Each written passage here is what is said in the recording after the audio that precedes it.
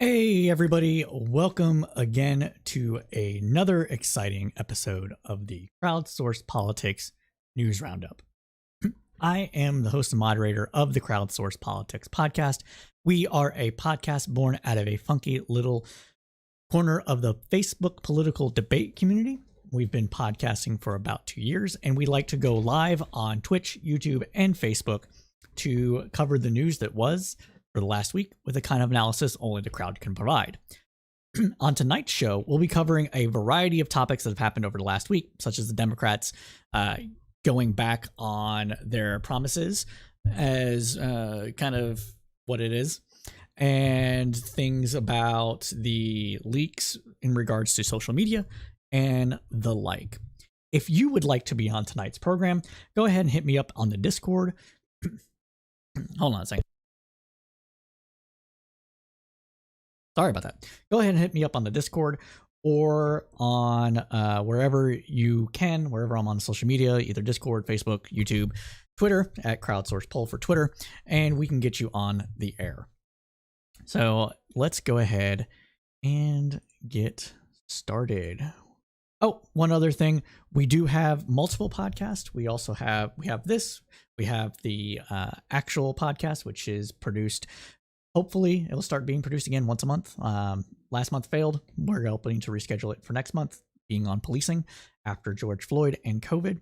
We also have Cypher State, which is a foreign affairs, foreign policy focused podcast that is once a month on the third Sunday of every month, streamed live, and we cover a variety of topics that impact the world political scene.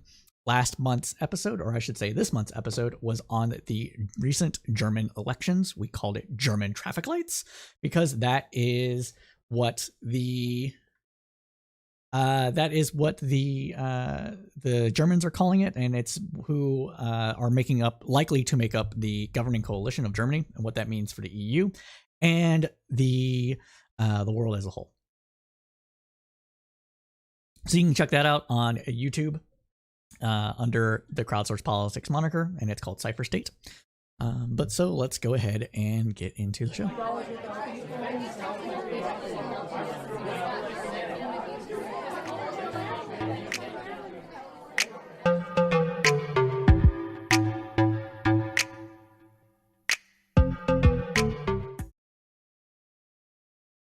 Welcome back, everybody. This is the Crowdsourced Politics News Roundup.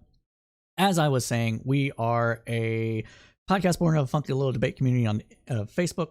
Been podcasting for a while. We like to do these live news roundups, kind of in the vein of like an NPR news roundup. If you ever listen to Diane Reen or listen to the 1A podcast on Fridays, we kind of do that. Sunday news shows or whatever. Usually there's a panel, but tonight it's just me. I'm running solo. So we're going to go ahead and get into it. Let me get over here because, of course, everything's messed up today. All right. So what are we going to start off with? Well, we're going to start off with the social spending and climate bill. Last week, as I said, we'd be talking about the spending bill until the cows come home, and they haven't come home yet. So let's go ahead and start there. Both houses of Congress continue to work this past week to settle differences and reach a compromise. Reconciliation bills are complicated. What Congress is working towards is an agreement on a framework as opposed to a fully drafted bill. Democrats are hoping to get there by the end of this week before President Biden heads to Glasgow for the United Nations Climate Conference on Sunday. With some surface transportation programs funds expiring this Sunday and the upcoming November 2nd election for Virginia and New Jersey governor seats, the timing for both the reconciliation bills and the infrastructure bill is crucial for Democrats. Breaking today, President Biden addressed the nation, announcing an agreement in principle on the framework of the spending bill and urged Congress to pass both the spending bill and the infrastructure bill. According to various news outlets, given half a chance, the American people have never, ever, ever let the country down. So let's get this done, Biden said, while making a final push for the scale-back framework and the bipartisan infrastructure bill ahead of his overseas trip to Europe. These bills continue cutting taxes for the middle class, for childcare, for healthcare, and so much more. Let me close with this. For much too long, working people in this nation, in the middle class of this country, have been dealt out of the American deal. It's time to deal them back in, he said.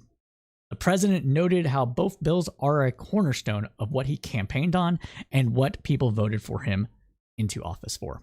House Progressive Caucus agrees with the framework, but has said that they will not vote yes on this unless and until the infrastructure bill has passed. There remains a significant sticking point for the House. This is still some unease about whether both Senator Joe Manchin and Senator Kyrsten Sinema are 100% on board. This will continue to play out over the course of the evening and until tomorrow and maybe beyond.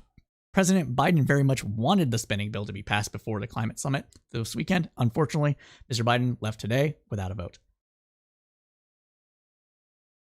As of 6 p.m. Eastern Standard Time, Representative Pramila Jayapal, head of the House Progressive Caucus, indicated the House leaders don't have the votes to pass the bipartisan infrastructure bill tonight and insisted the caucus position is still that they want the bill to move at the same time as the Build Back Better agenda. Quote, members of our caucus will not vote for the infrastructure bill without the Build Back Better Act. We will work immediately to finalize and pass both pieces of legislation through the House together. The statement also said progressives want all 50 Democratic senators, including moderate Senator Kyrsten Sinema and Joe Manchin, along with the entire Democratic House caucus, to sign off on the plan, writing, "This cannot be accomplished without legislative text, and it can be fully assessed and agreed upon by all parties, including 218 representatives and all 50 senators in the Democratic caucus." Now, what are we seeing here? What we are seeing here is an inability of the Progressive Caucus to wield the kind of leverage that they thought they had in order to make Kyrsten Sinema and Joe Manchin bend to their will. If you remember on this program, if you've turned into this program before, I was adamant, 100% adamant, that we would get a $2 to $2.5 trillion Build Back Better bill. We're not getting that, it looks like. And I have to eat crow over this because it looks like we're not even getting $2 trillion. Looks like that the framework being agreed to is $1.75 trillion. Now, what does that mean? It means that money that was allocated for, or not allocated, but should have been allocated for things such as free community college, increased family paid leave, or guaranteeing any family paid leave, reducing prescription drug prices for the elderly and others, are all being nixed from the bill.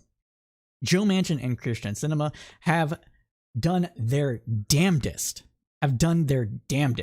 to prevent those things from being paid for by an increase in taxes or whatever else should have you. So this means that we are going to see this bill be significantly less money than what anybody, at least on the liberal to left pipeline, hoped for. And it's probably better than what Republicans had expected to have happen. Now, with that said, there was some interesting photos that circulated on the internet today, on Twitter, coming from Mitt Romney and Kyrsten Sinema. Now, when I first saw this, I was like, I jokingly said, hey, why is Mitt Romney wearing that fake mustache? And if I can find my tweet, I'm going to find it. Well, we're going to find this thing. Here we go. So let me go ahead and get this up on the screen. Let's see. Can I do? Oh no. Can I change screens? Yes. Okay, cool. I'm back. All right. Sorry about that. And I have to, where am I? Oh no. Technology. Hold on a second, everybody. I'm sorry. I was not expecting to fly solo today. My problem. So it goes YouTube and Spreadcam in the background. Professional.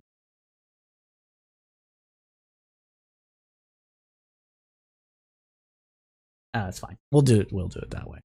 All right. And then, so I found the image and I just got to get it up on screen. It's gonna take me a second because it's a different situation. Different situation here. But it is Kyrsten Sinema and Mitt Romney being very cheeky for Halloween. It makes you kind of scratch your head here, right? So Chrome, and then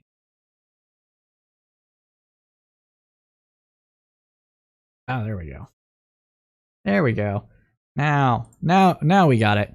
Now we got it. Look at this nonsense. All right? Like, what?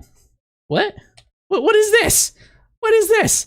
And there's more. There's more than just this photo. Like what? Hold up.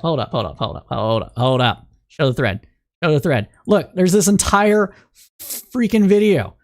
There's this whole video with this freaking thing where he's giving her a gift like he's some sort of married man to this woman, and they're just so in love. I don't know about what you all think about this, right? I don't know what you all think about this, but to me, this shows that they're not only in love with each other, but they're corporate donors.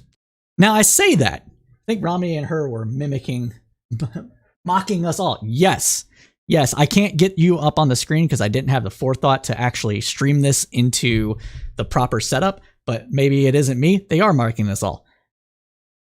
This is very much kind of par for the course with at least Kyrsten Sinema. Miss, I just love to be cute and feisty and not do anything. But for Mitt Romney to play in, and with the jokes of how she's bought off by Republicans, I'm going to say it, everybody. I'm saying it. This is them telling on themselves. This is they'll never know. They'll never know that Kyrsten Sinema actually works for us. Now, I've been kind of pushing this for the last, I guess, 3 or 4 weeks now, where I've kind of hinted at that maybe she's not really a Democrat, maybe she's not really liberal. We've talked about on this program Kyrsten Sinema being kind of wanting to be seen as the next Joe Manchin, a maverick, somebody that bucks the party when it's needed in order for the people of Arizona to get what they need. And everybody, this is the hero that we don't need, but it's the hero that we deserve, apparently. And I am really sick and tired of it. I'm just honest about it. We have there's been a lot more said on Twitter in this photo. It's a cute little photo and it's a little cheeky, but I think it's them telling themselves. I really do. And I think that Kyrsten Sinema is doing everything that she can to make the bill as corporate friendly as possible at the detriment of her constituents and of working families everywhere. This is me being the lefty that I am. Now, the Republican side of this would be like, oh, no. This is her preventing inflation from happening. But let's be real. How does inflation work? Giving people increased family leave isn't going to lead to inflation. That's not how money works. Giving people access to education and community fucking college. We're not even talking about a 4-year institution. We're talking about mainly people that go to a 2-year college, either because it's cheaper and they need that additional help, they need that stepping stone, or they're trying to do a tech school. A lot of tech schools are paid for, or provided by, I should say, community colleges across the country. And that wouldn't lead to inflation either. You're not adding more money to the system. You're making it so that the money that's being added to the system doesn't come with debt attached to it. So that should not lead to runaway inflation either. So all these hemming and hawing about this, it's really just a lot of it boils down to, or at least for a lot of so-called conservatives, it boils down to them not wanting to pay for other people to go to college. Why should I have to pay for you to go to college when I had to pay for myself to go to college? It is the politics of resentment. 100%. It is the politics of resentment. These people, actually everyone, should care about leaving the country better than when they found it. They should be caring about making the life less difficult for their children. And that means everyone's children. And these kind of programs that are being cut from this bill that Democrats ran hard on, right? Even Kyrsten Sinema ran on these issues. Joe Manchin, not so much. At least he's not being a hypocrite with it, right? But they ran hard on this. and they're being blocked by 2 fucking conservative Democrats from passing their agenda. So now we can all say that Republicans are blocking this too, but we don't expect Republicans to not block it. And that's a big difference. Now, with that said, I do think the so-called moderate Republicans, people like Mitt Romney, people like Snow, I can't remember her first name right now, the person from Maine, senator from Maine, who's the senator? Susan Collins from Maine. These people are nominally liberal. They are nominally moderates. They have put forward their own programs for families. Mitt Romney wanted to increase the child tax credit, but he's voting against this bill. Susan Collins, same way. What do we need then? We need the media to keep them to their word. And that is what we hope to do here at Crowdsourced Politics. We will be continuing to cover this topic and more as story develops. But that is the long and the short of it. Now, we can talk about what has actually made it into the framework. So let's break down what's in the framework. The framework doesn't include the 3 things I just said it included. However, it does include $500 billion for climate change. Okay, so this is good. This is a good thing. We need that money. It does include potentially a billionaire tax. Now, this billionaire tax is a tax on unrealized capital gains. What does that mean? Unrealized capital gains is the amount of money that has increased in a person's portfolio over X number of years based on what they had invested into it originally. Now, that's not real money until you sell it, right? And the idea is that in order to keep some of that, in order to keep it, they'll have to sell some of it to pay the tax of that has come into existence. What does that do? Well, it puts more of those assets on the market, which makes it cheaper for other people. And it actually taxes the kind of money that rich individuals, the billionaire class, actually does. Now, one of the things that the billionaire class likes to do is to use capital as collateral to borrow money to live their day-to-day. Why? Because it doesn't cost them anything to do so. They can loan out the capital. They can be like, hey, here's my capital. It's on collateral. Take that money as a loan, sell it as a loss because it's a debt, and not pay taxes on it. This is another reason why we need these kind of mechanisms in there. Now, should it be on unrealized gains just for the top 1%? I don't know. There are other ways to potentially go about this, but this is one of the ways the Democrats are looking at that seems to be agreed upon by everybody. Kyrsten Sinema and Joe Manchin are remaining mum about it. So that's one thing, right?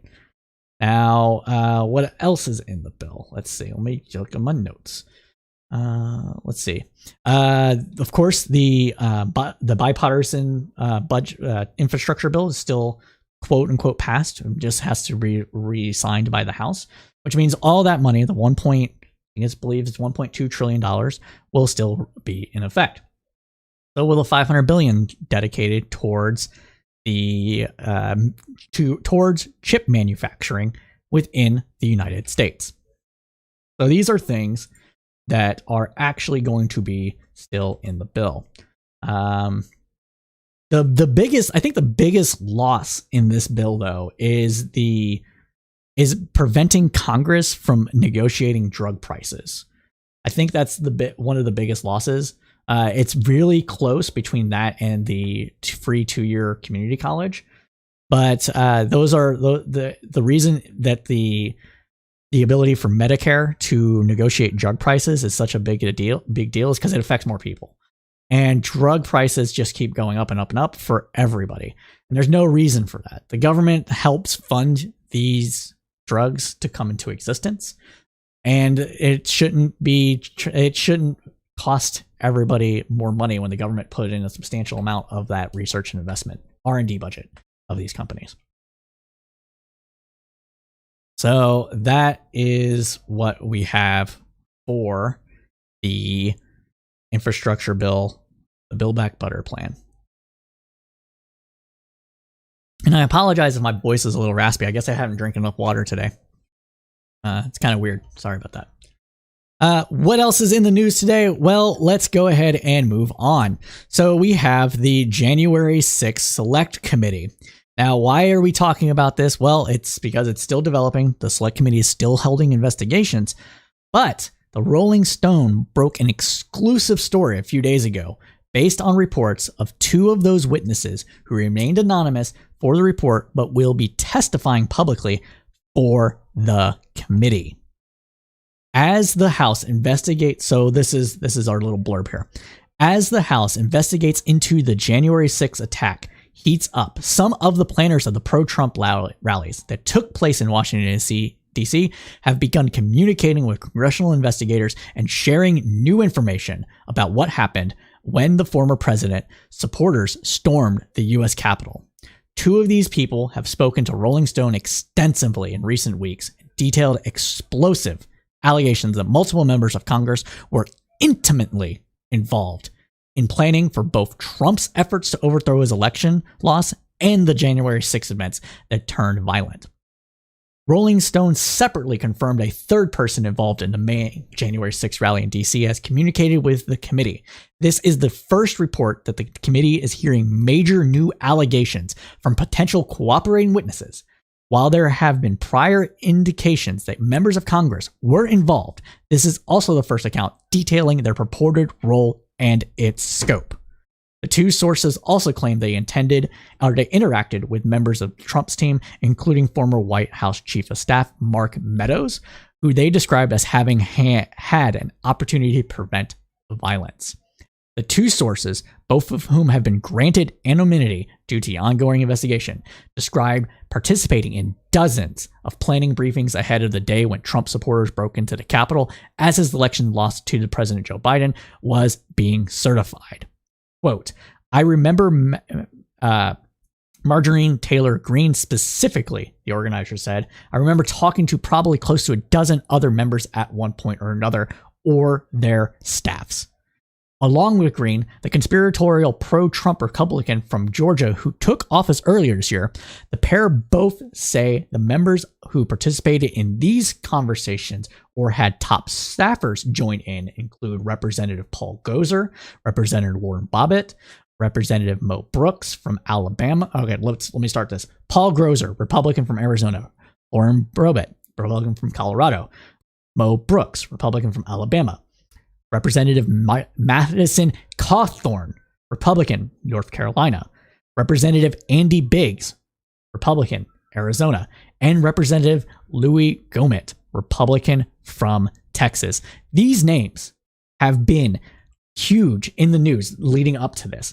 They tweeted, they live streamed saying things like, it's January 6th, 1776 today, and all this other kind of fucking bullshit. All right. That they were taking the country back.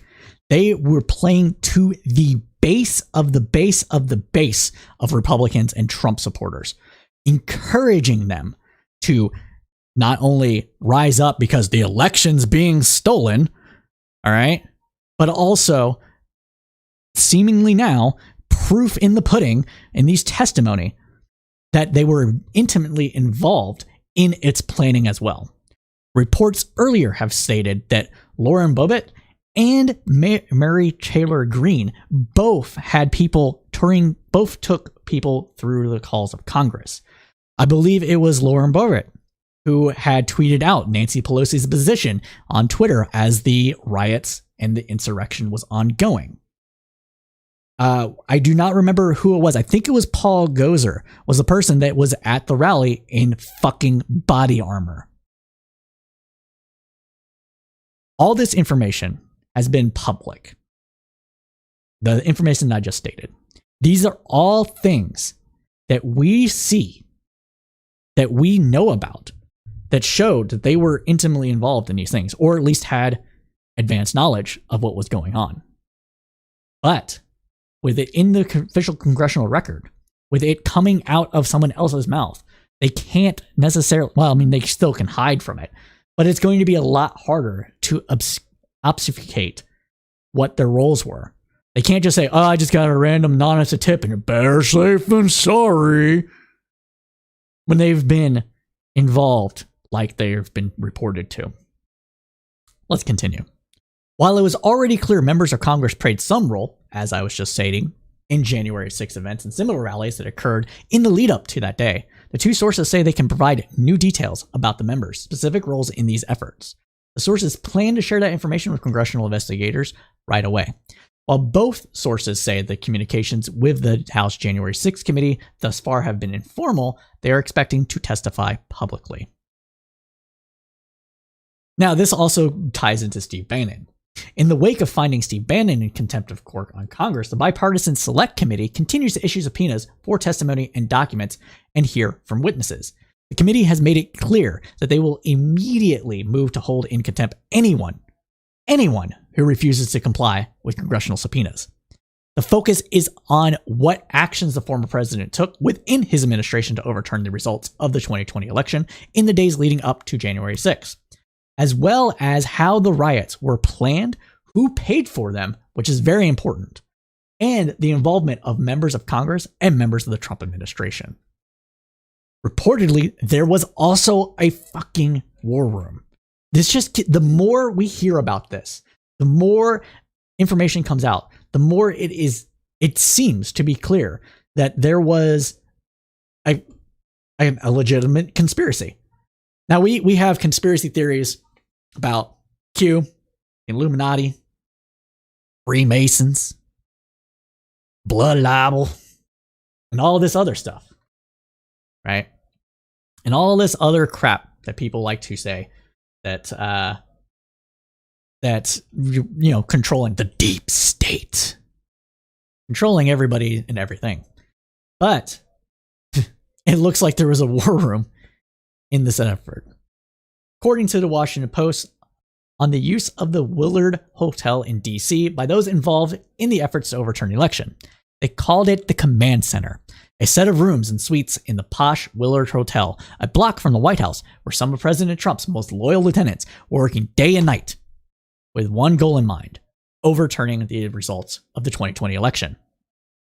The January 6th rally on the Ellipse and the ensuing attack on the Capitol by pro-Trump mob would draw the world's attention to the quest to physically block Congress from affirming Joe Biden's victory.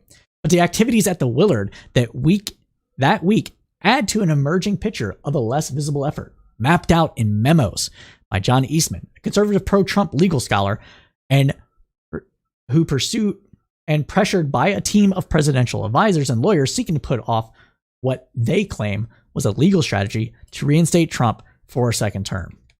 This is what all that talk about, they stole the election, but we're winning. All right, I can't do the Trump voice, I'm sorry. We're going to win. They're stealing it. They got the illegals voting for everybody. All right. I'm going to stop that. That's disrespectful to Southerners. Southerners aren't all like that. I'm sorry. All right. We're not like that. All right. And whatever else have you. All right. And yeah, that's why they were all doing this. It was telegraphing. It was telegraphing because everybody wants to know. Everybody wants to be recognized for the work that they're doing. And they want to tell you about it. Nobody can keep a damn secret. All right, moving on. They were led by Trump's personal lawyer, Rolf W. Giuliani. Former chief White House strategist Stephen K. Bannon was an occasional presence. In May, Eastman indicated that he was at the hotel with Giuliani on the morning of January 6th. We had a war room at the Willard, kind of coordinating all the communications, he told talk show host Peter Boyles. On January 2nd, Trump, Giuliani, and Eastman spoke to 300 state legislators via a conference call meant to arm them with purported evidence of fraud and galvanize them to take action to decertify their election results. You are the real power, Trump told those state lawmakers, according to a Washington Examiner report. If it makes it to the Washington Examiner and it's anti-Republican or anti-Trump, you know shit was fucking real. Washington Examiner has been pretty much a yellow journalist rag its entire existence.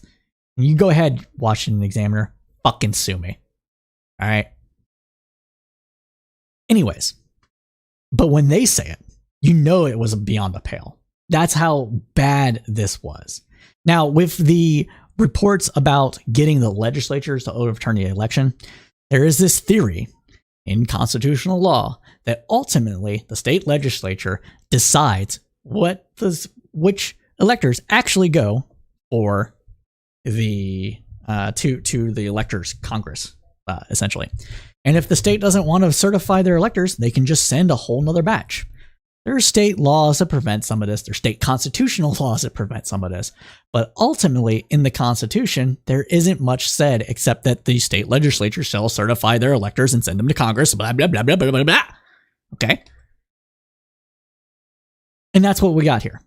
So this was Trump saying, we have the fraud, we have all this, right? Was his attempt to give them cover to actually political coup, the election. And that's why he's talking to 300 of them. 300 of his most loyal supporters, right? It's going to be big. It's going to be huge, right? But it's not. It all blew up in their face because, like it or not, a lot of the Republicans in office right now are still old and they still respect, at least nominally looking like they're supportive of liberal democratic values. Small L, small d, liberal democratic values. You know, the kind of things that founded this country. It's the little thing we call the Constitution. And they didn't want to go in on that. But this new batch of Republicans, this new batch of traditionalist, proto-fascist, American first. You know, there was, what was that? There's the Know Nothing Party. We did an episode about the Know Nothing Party, by the way. Know Nothing Party, I think it was episode 6. Check it out wherever you get your podcast. Can't put it up on the screen because I am not prepared to do so. But check it out. It's a good episode. We talk about how all this is a repeat from ever. All right. Continuing on, though. On January 4th, Trump convened an Oval Office meeting to discuss replacing then acting Attorney General Jeffrey Rosen with Jeffrey B. Clark, a Justice Department official friendly with Eastman, who proposed that the department encourage investigation of Trump's election fraud claims in Georgia and other states. The 3-hour meeting with Trump ended after Rosen, other department officials, and White House counsel Pat Hulley threatened to resign if Clark were appointed.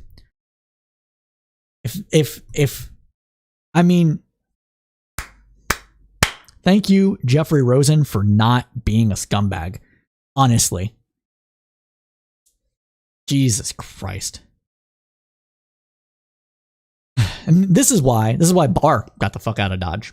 Barr didn't want any part of this. He didn't want to be part of stupid Watergate. He didn't want to be a part of stupid coup. He wanted a real coup. I mean, he's one of the 4, William Barr, you know, despite being a pretty big legal scholar, despite being in government for a long time, right? Has pushed this idea of the unitary executive, the unity executive, where all the power of the executive branch is vested within the president. And while the president exists, he's basically a king. He can do nothing illegal. You have to wait until he's out of office before you charge him. And so you can basically do whatever the hell you want. And only democratic norms, small d Democrat, you know, Democrat, liberal, Constitution, prevent people from doing so. But there's been a branch of the Conservative Party, of the Republican Party, that has pushed greatly for this since Nixon. Yes, Nixon's ghost will forever haunt us until they all fucking die off. If you know anything about the Trump administration, you know that a lot of them were pro-Nixon people. You got Steve Bannon, believes in the fourth turning, thought Nixon was great, thought he was a very strong guy. You have Barr, who was part of, I think he was a young lawyer coming up in Nixon, but he definitely worked for Ronald Reagan. Got him off. Got Bushy, Daddy Bush. Got the Iran-Contra stuff going. Got the legal cover for that. Right? Who else? Who was the big guy? Oh, what was his name? What's his name? Come on, somebody help me out. The guy that's got Nixon's tattoo on his back. What is that dude's name? Help me out. Please. Yeah, he got shit canned back in the 90s because it turns out him and his wife are kinky and poly. Oh God. What was his name?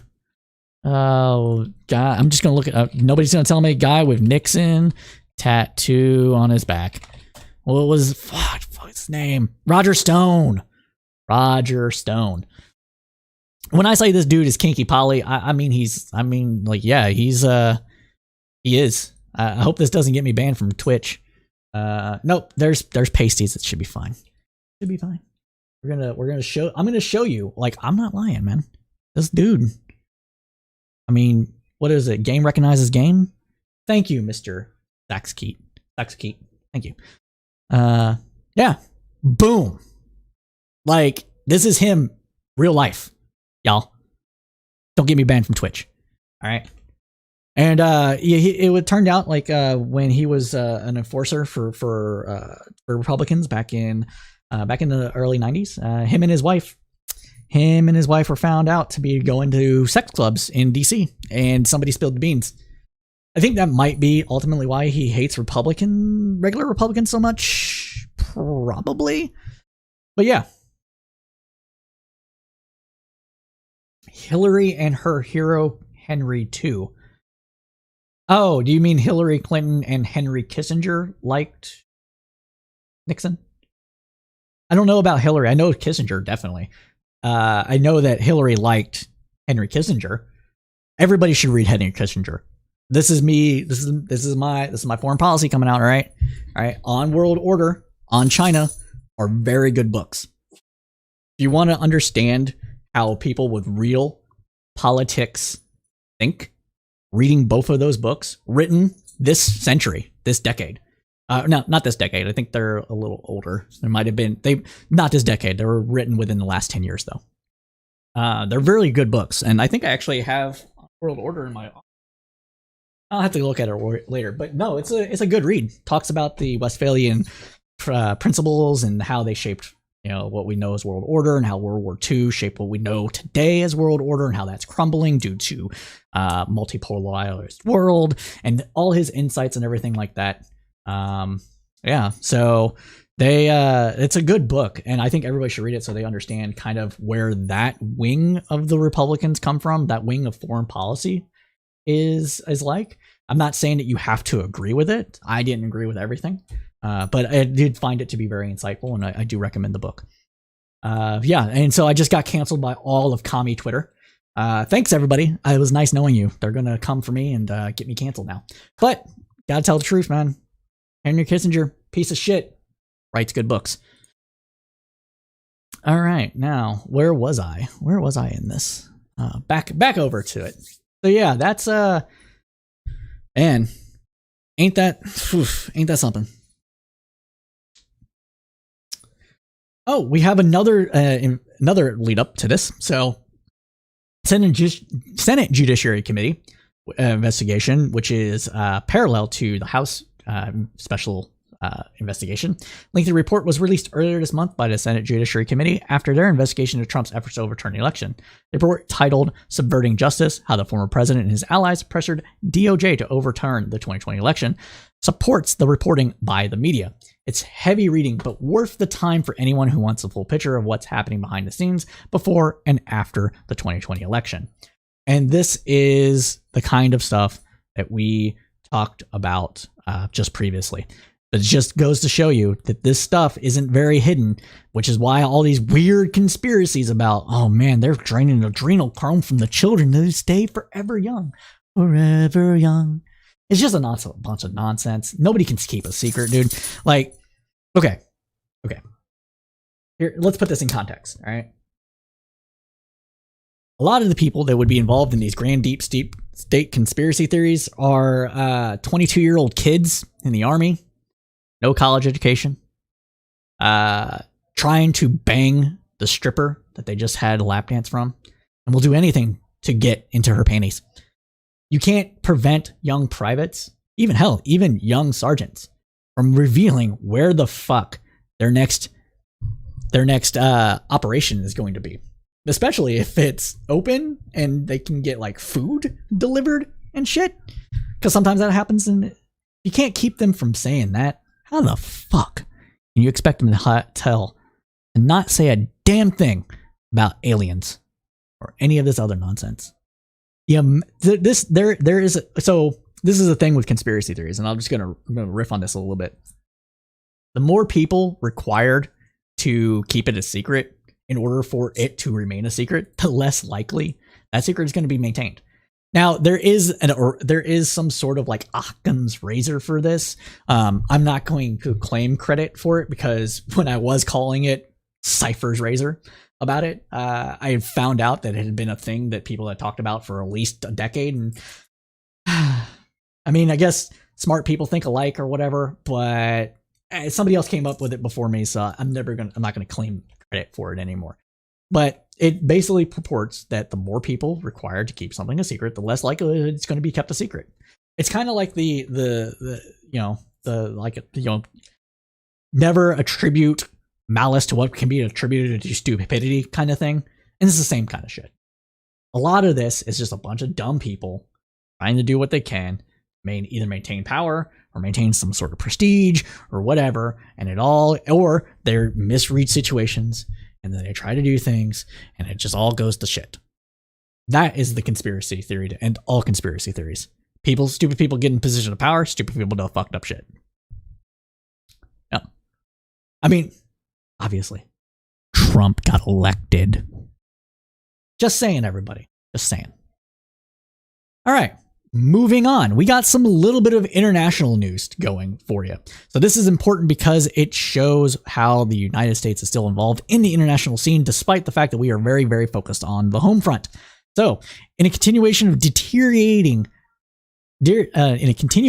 deterioration of democratic norms across the world, Monday saw Sudan's government fall in a military coup.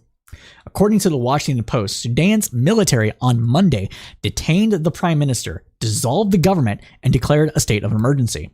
In what could be the end of democratic transition, propelled by the millions of Sudanese who marched in the streets to overthrow of the long-term dictator Omar Hassan al-Bashir more than 2 years ago. The Biden administration will spend $700 million in bilateral assistance to Sudan in response to the military's takeover. The State Department said Monday, speaking to reporters in Washington. State Department spokesman Ned Pierce called the military to release civilian leaders, restore civilian control, and refrain from using violence, including live ammunition, against protesters.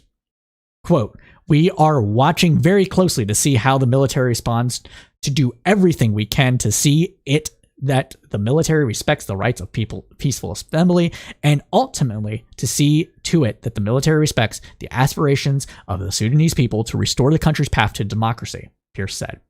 "Our entire relationship with this entity in Sudan will be elevated in light of what has transpired unless Sudan is returned to the transitional path."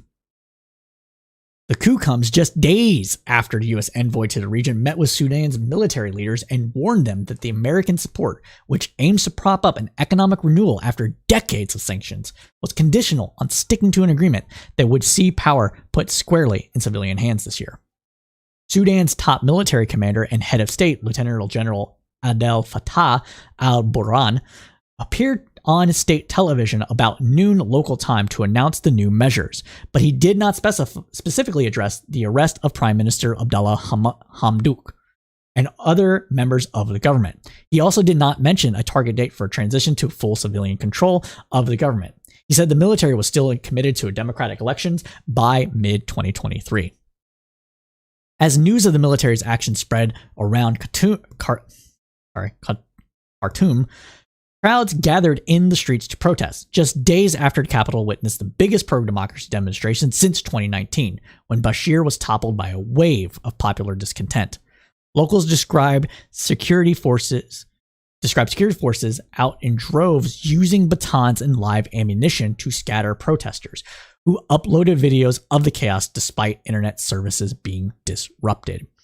Now, it should be noted here that Sudan has experienced a long, arduous civil war that led to the creation of South Sudan. This is still the fallout from that civil war. South Sudan is, let's see, I think that's Darfur. I'm pretty sure. Darfur.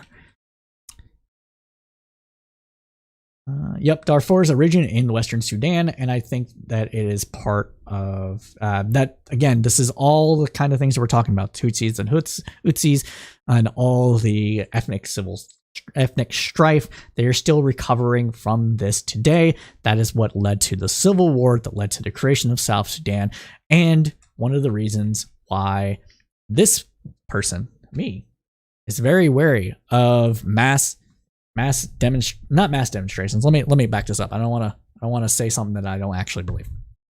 Which is why I don't think that solving internal conflict, which is what a civil war and then creating a separate state from that civil war, actually solves the underlying issue. It simply takes an internal conflict and creates it into an international conflict.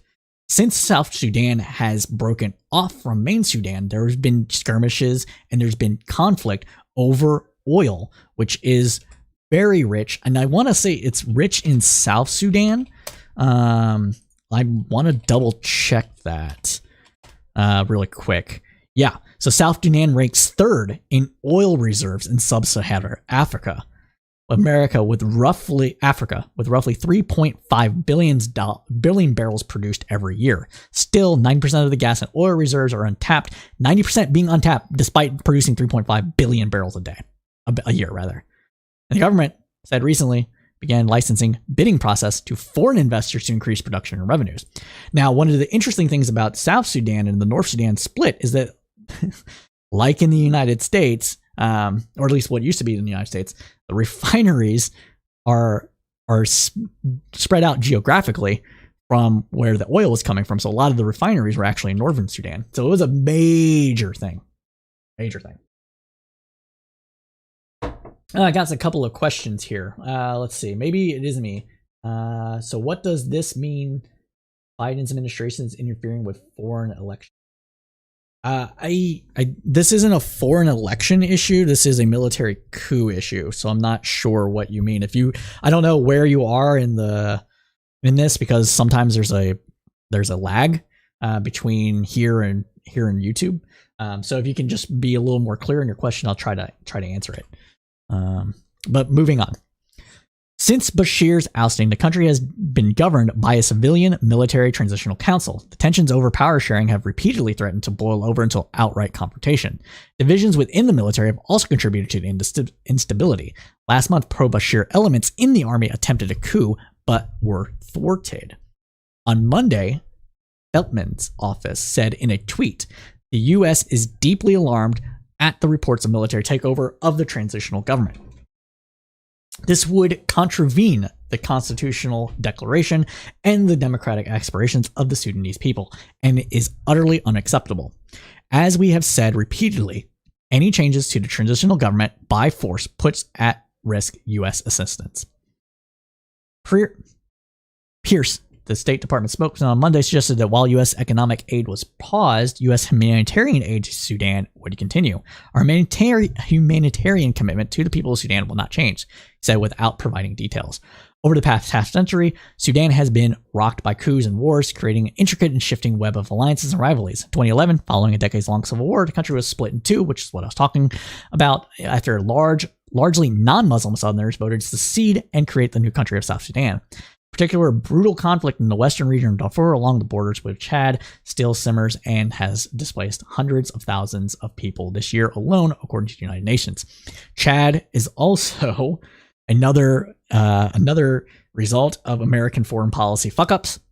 with us supporting the president of Chad, the dictator of Chad, to fight the communist in Africa.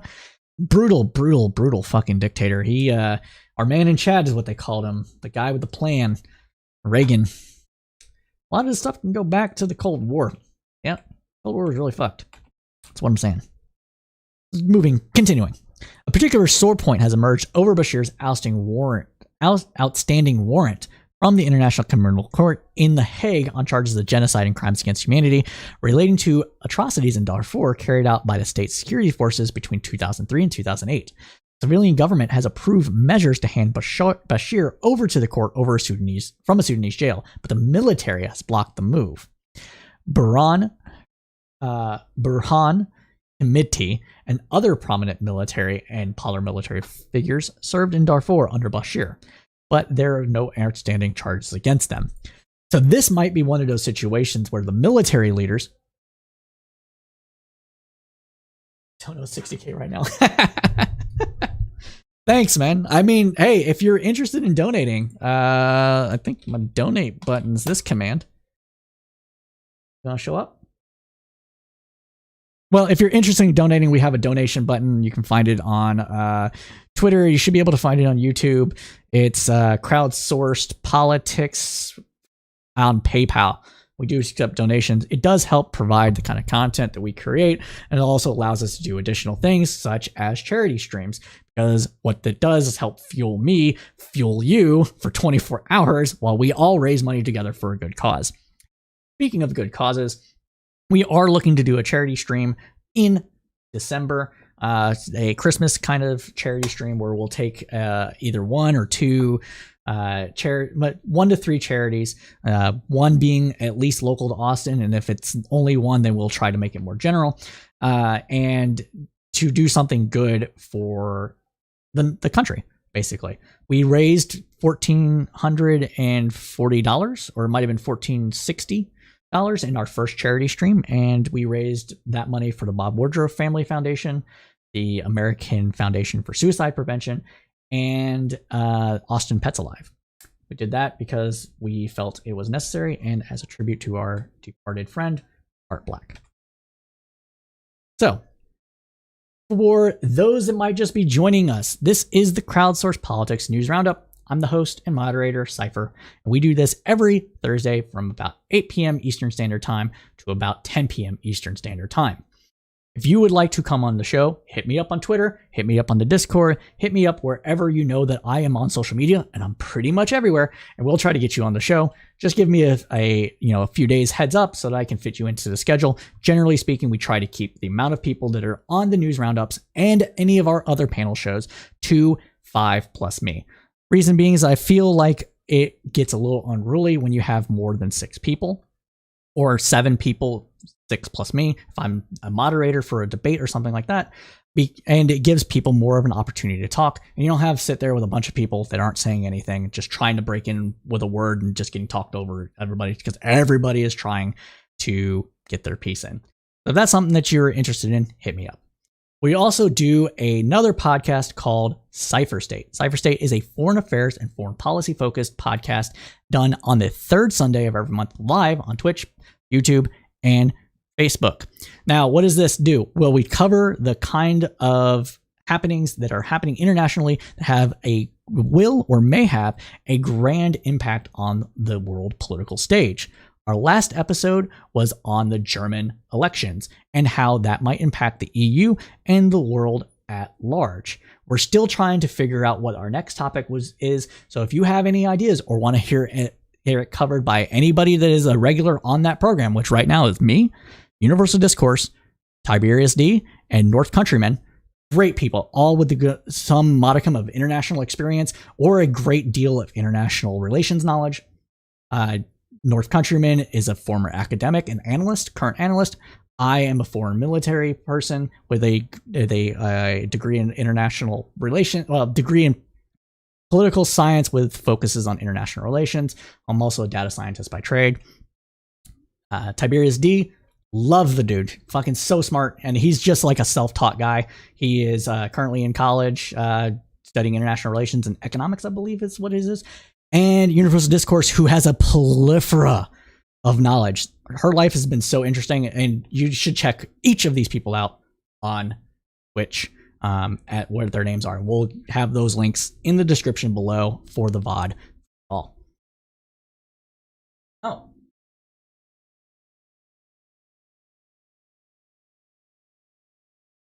Spitfire 3666. Sure. What do you want to suggest as a topic? Go ahead and put it in the chat, and maybe I'll talk about it. And sorry, I'm typing back and forth. Chat's not showing up on the screen as. All right. Moving on to what we are seeing here. All right. What do we got? All right. We got more nonsense of Texas. Now, for people that have turned into the show, you all should know. Anybody that's watched the show should know that I am an Austin resident. Not from Texas, but I live in Texas. I live in Austin. Keep Austin weird, man. Austin's very weird. All right. Oh, thank you for the follow, DarkSage9117. Appreciate it. That would be a great topic to cover with people. Okay, for if it didn't show up on the screen, Spitfire 3666 is saying that the Arab-Israeli conflict and how the conflict for a while will never end. I think that is a great topic. It requires also great care, and I would want that topic to be covered with me and people that either have direct access to it or have some sort of base knowledge that is above my own. I very much want to cover this. We have talked about it on this show in the past. You can go through the VODs. I think there was the last settlements. The settlements are happening again, but the last one during BB, I think we covered. It's very hard to cover well. And so I'm not hesitant, but I want to do it justice. So if you know somebody that can do this topic justice, someone like Aristocracy, for instance, please send them my way. I would very much appreciate that. And if you have knowledge on this, if you're directly involved, if you live in Israel, if you're a person from the region, hit me up on Twitter. Twitter is the easiest way to get a hold of me at this point through DMs, if not Discord. You can do that at Crowdsourced Poll. That's crowdsourced with an ED, capital POL for Twitter. Thank you. I do have a question for the Crowdsourced. It's not about current issues, but you do seem very knowledgeable. Go ahead. Drop it on me, DarkSage9117. What's up?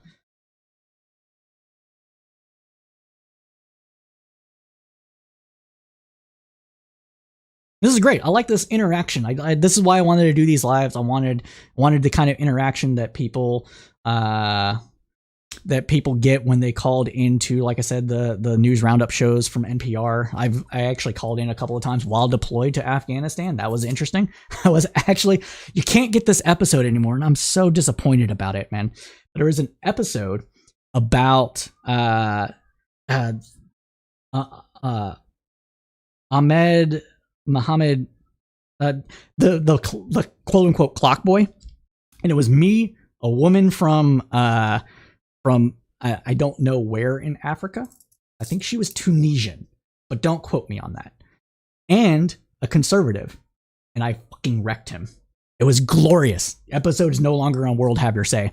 If you're in Britain and you can get a public record request for that episode, I can give you the date. I still have the date somewhere. So please, please, please, please. Let's see.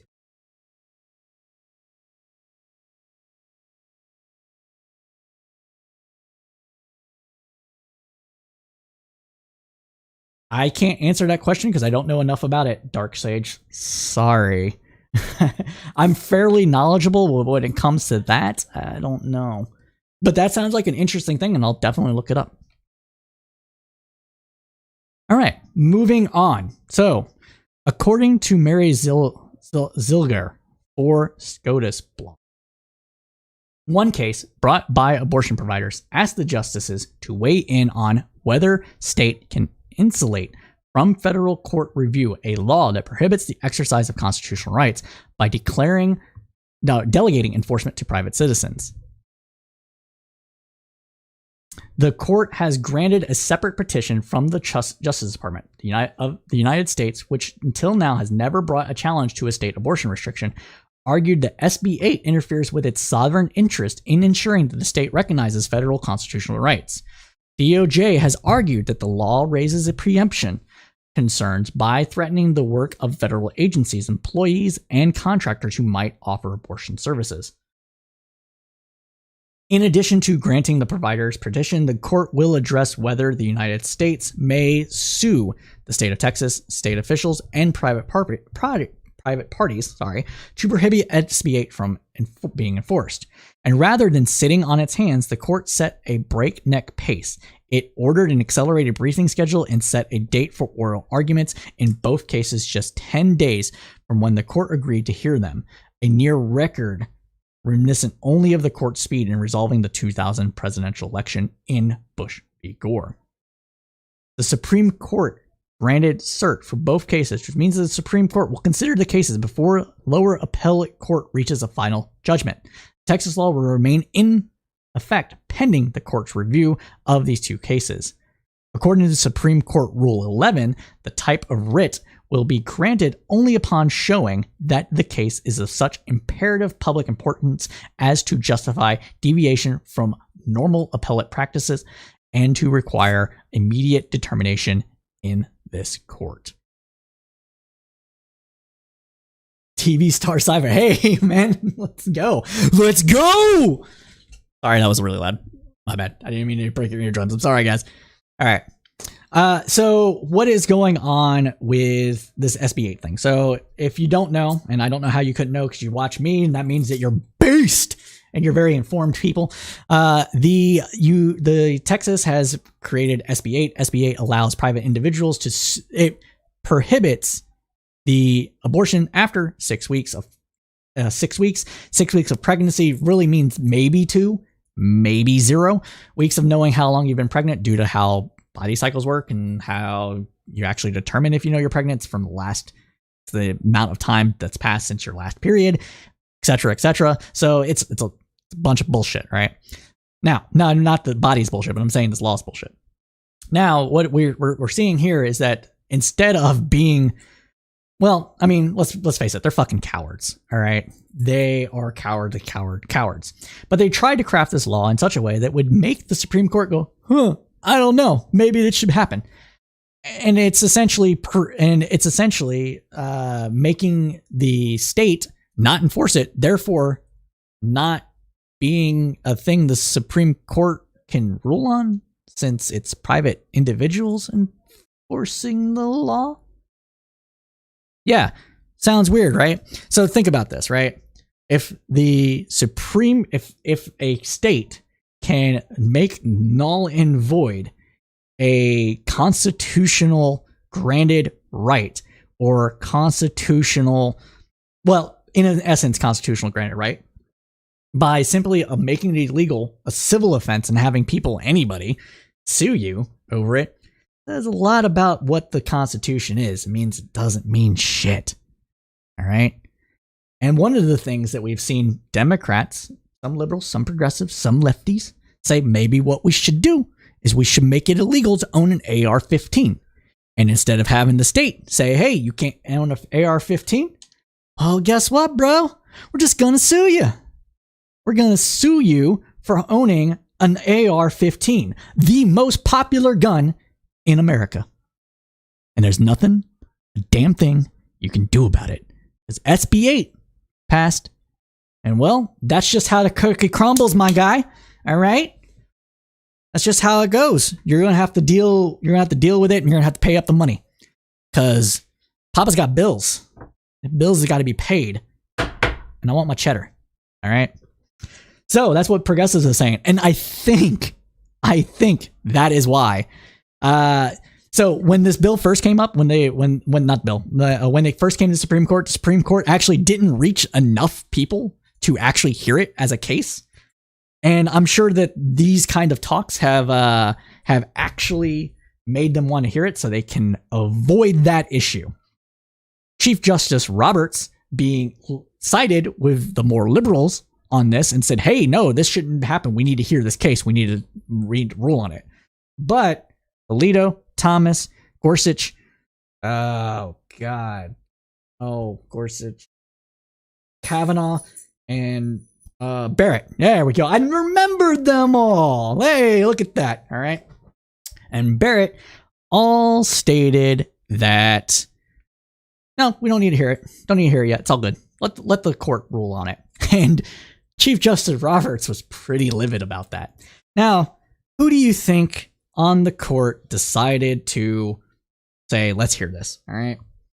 Now, if you've listened to this program before, you might have heard me say, now, I think it will be Thomas. Ranks with the more conservative justices. And by the more conservative justices, I mean Barrett, Alito, and, you know, Gorsuch, and I can read the chat, yeah. Gorsuch and them. I have it up, and I'm just wanting to get through this. I'll get to your comments in a second. So, oh, there's a lot. I missed a lot. I must have had it scrolled. My bad. So the they allowed this to come forward before it went through the appellate process. So I'm thinking Gorsuch and maybe Kavanaugh also broke ranks on this, because you need more people to say, hey, we gotta hear this. We gotta hear this now. All right, gotta do it now. All right. Now, so I do think that that's what we're seeing here. And it just goes to show you that you can't fraud the Supreme Court. All right, but that's all I'm going to say about that. All right, let me get to some of your comments. All right, say, want to talk about evangelical Christians? I can talk about evangelical Christians all day. Dominionism is cancer. It is social cancer. Dominionism is bullshit. Let's hold up. Let me grab a book. Book recommendation time. Hold up.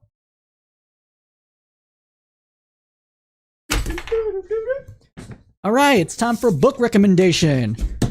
All right, okay, so The Family, The Secret Fundamentalism at the Heart of American Power by Jeff Sharlet, who also helped start the Freedom from Religion Foundation.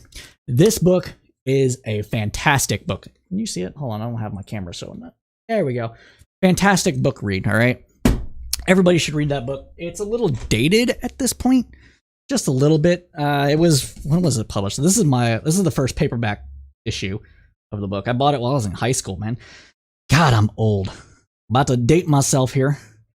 Where's the copyright in this thing? All right, copyright. Okay, no, I bought it while I was in college. My mistake. Copyright 2008, so it's a little bit dated. There was a follow-up book. I don't own that follow-up book, but I read it. It covers how dominionism has a lot of power and sway among Republicans.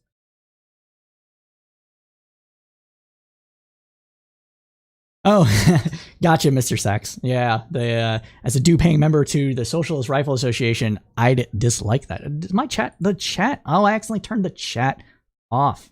That's what was going on. There we go. Now the chat is up here. Hey, look at that. You can see the chat stream now. Anyways, back to this. So, yes. Yeah, so please, great read. Very informative. Talks about how, especially during the Bush administration, they were a lot of places that he should have been in, recruiting people and the like. And it also gives you some insight into why Flynn got shit canned before he got shit canned. Just saying, I'd read the book. All right. Moving, let's see, what else? Okay, I think that's all. Yes, I know Eris kicks ass. She has said that she wants to be on that program. It's just a matter of actually coordinating and getting it done, because I like to do things. Yes, he is a BAMF. Correct. And yes. So Eris, love her. I've watched a lot of her content. Watched some of her drama streams, some of the ones she did, some drama reviews. She does a pretty good job on that too. So she's an all-around good streamer. But it's just a matter of actually coordinating and getting it done. I have no reason to disbelieve that she actually wants to be on the program. It's just got to find time together. And it's hard to do that when you work, when you work a regular 9-to-5 job. Yeah, we can talk bad about other religions too. But, well, let's see. Wahhabism is basically dominionism for Arabs, so fuck that. There you go. Yeah, look, we're crowdsourcing here, all right? Crowdsourcing. But dominionism shouldn't be confused with Christianity. It's a different kind of Christianity. At its base, it's a study about power and thinking that God gave Christians the right duty to rule over the entire planet. And if anybody has power, it's with God's will, and therefore they're doing God's will. It's kind of bananas is what I'm saying. It doesn't really follow Christianity all that well. So it's an interesting read. Highly recommend it. But moving on, got the book recommendation out of the way. Again, The Family, Jeff Charlotte. Give it a read. All right. Now, Oklahoma's Supreme Court blocks 3 anti-abortion laws. According to the Associated Press, Oklahoma's Supreme Court on Monday blocked 3 anti-abortion laws that were scheduled to take effect November 1st that abortion rights supporters say would have devastated abortion access in the state. In a 5-3 ruling, the court granted a temporary injunction that keeps the laws from taking effect. All 3 appointees of Republican Governor Kevin Stitt dissented, and 1 judge didn't vote. Why didn't you vote, bro? Oh, well, whatever. One law would have required all doctors who perform abortions in Oklahoma to be board certified in obstetron. I can't pronounce words. I was not hooked on phonics. I was taught whole word form. Please bear with me. Obstetrics and gynecology, which would have forced about half the abortion providers in Oklahoma to stop providing abortions. Now, the reason that these laws are done is because they think they go around the constitutional requirements because you can require certain things in medical for the safety of the woman, blah, blah, blah. But you don't need these things in order to perform an abortion. Abortion can honestly probably be performed by somebody that's just specifically trained to abort fetuses. It's for the most part, it's not as complicated as a lot of people think it is. So, as that said, the other 2 would create new restrictions on medication-induced abortions. Now, the cause du jour among some evangelicals and some pro-life Catholics is to get the morning after pill also banned, because to them, and it's not, but to them, it is an abortifacient. It is a abortifacient. So they're trying to go after that too. No morning after pills, no, man. And if it's too easy, man, then the women are just going to abort all the babies. And then what we'll do? We won't have any babies anymore. We won't be able to control their sexuality anymore, man. That means I won't get laid, dude. Fuck. That's what it's about. So earlier in the month, a district court judge temporarily blocked 2 other new anti-abortion laws from taking effect next month, including a measure similar to Texas' abortion ban that effectively bans the procedure after 6 weeks of pregnancy. About 11 women from Texas received abortion services at the Trust Women's Clinic in Oklahoma in August. Hey, Texas, you're doing good. You're exporting your aborting baby women to other states. Congratulations. The number increased to 110 last month. Wow. 110 women from Texas having to go out of state to get an abortion. Sad. Said Rebecca Tong, co-executive director of Trust Women. Similar increases are being reported in abortion clinics in Colorado, Kansas, Louisiana, and New Mexico. My God, dude. This is... I don't know. I don't think there's much else I can say about the whole abortion thing. It's really none of your business. Okay.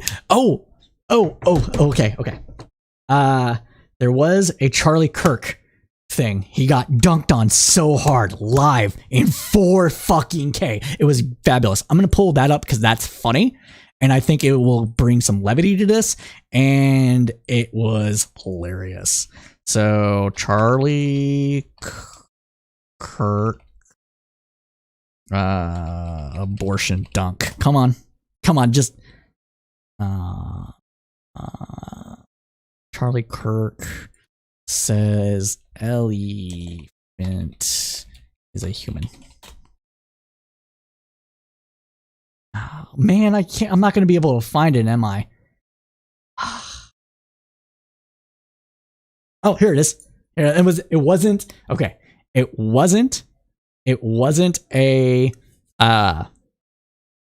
elephant fetus. It was a dolphin fetus.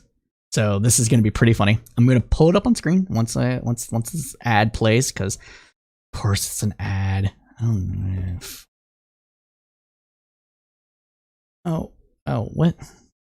What is this website? Oh man, come on. Charlie Kirk, dolphin fetus. Oh, here we go. Yes, YouTube. Thank you. Hello, I'm right wing. Thank you. We're gonna get it on the screen. It's hilarious. All right. Here we go. Here. No. The Young Turks. Here we go. All right. Can do this and boom. Look at that. We're gonna get it.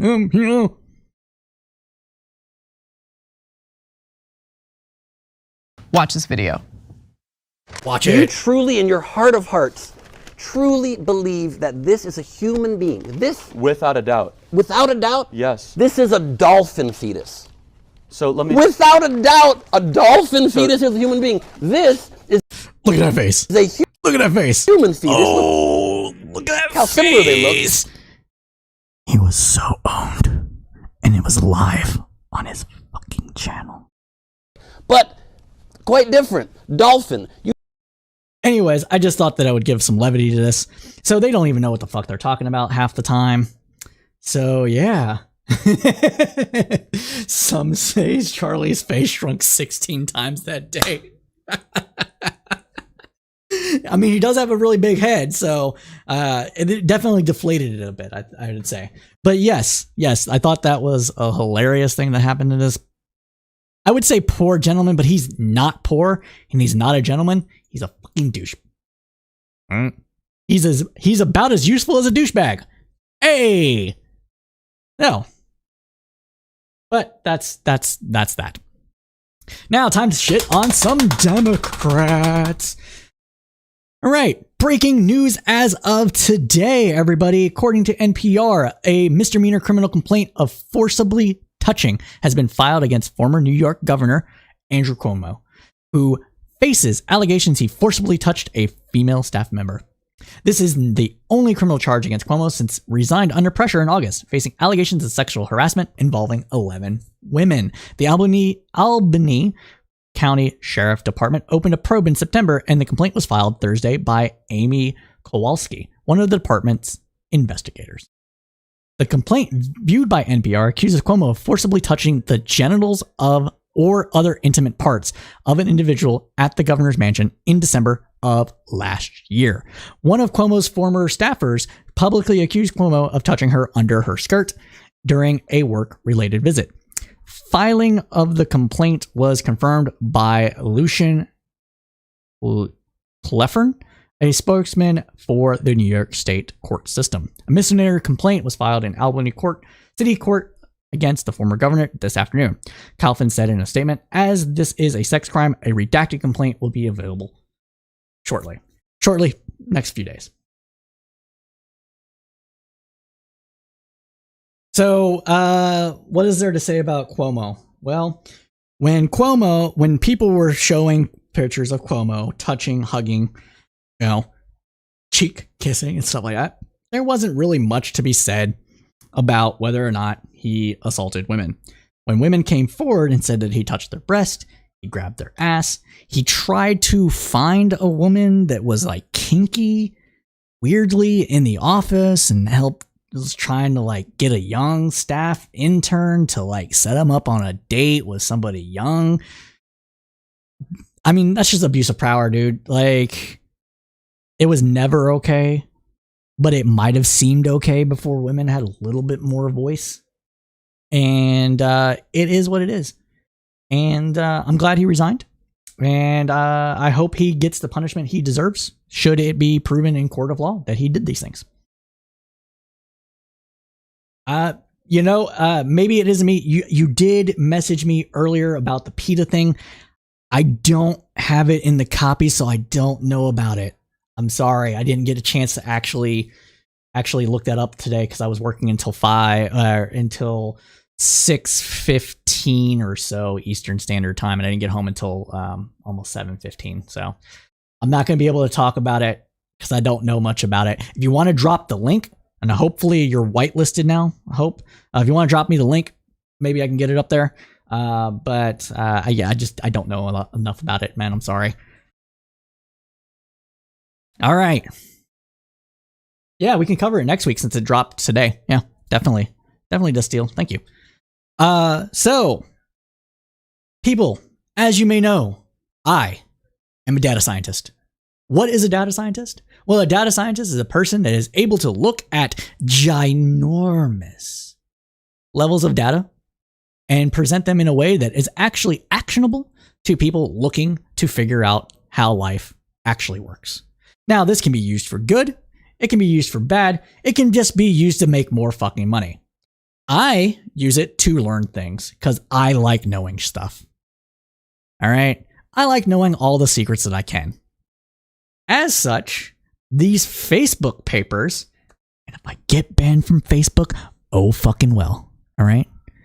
The Facebook papers have been very intriguing to me. Just like the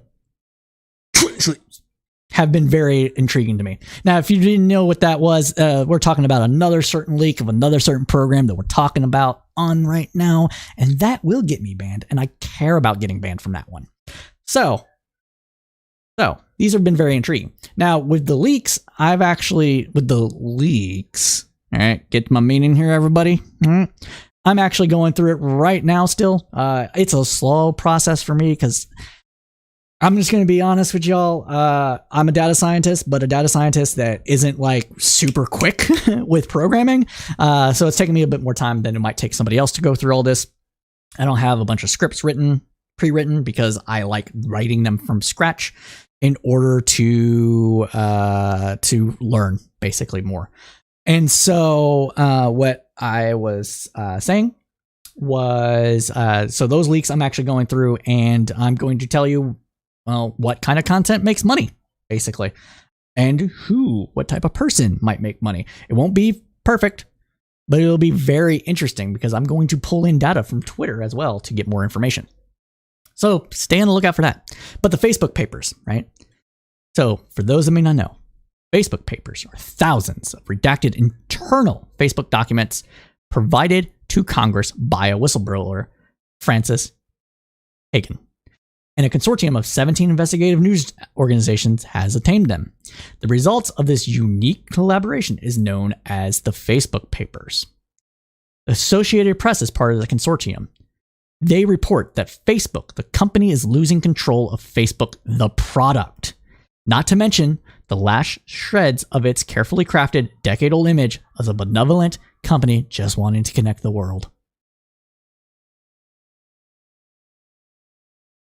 Thousands of pages of internal documents provided by Congress by a former employee depict internal conflicted company where data on the harms it causes is abundant, but solutions, much less the will to act on them, are halting at best. The crisis exposed by the documents shows how Facebook, despite its regularly avowed good intentions, appears to have slow-walked or sidelined efforts to address real harms the social network has magnified and sometimes created themselves. They reveal numerous instances where researchers and rank-and-file workers uncovered deep-seated problems that the company then overlooked or ignored.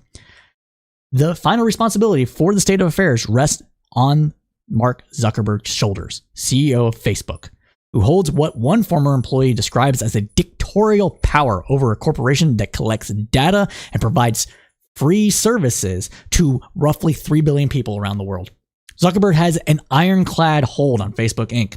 He holds the majority of the company's voting shares, controls its boards of directors, and has increasingly surrounded himself with executives who don't appear to question his vision.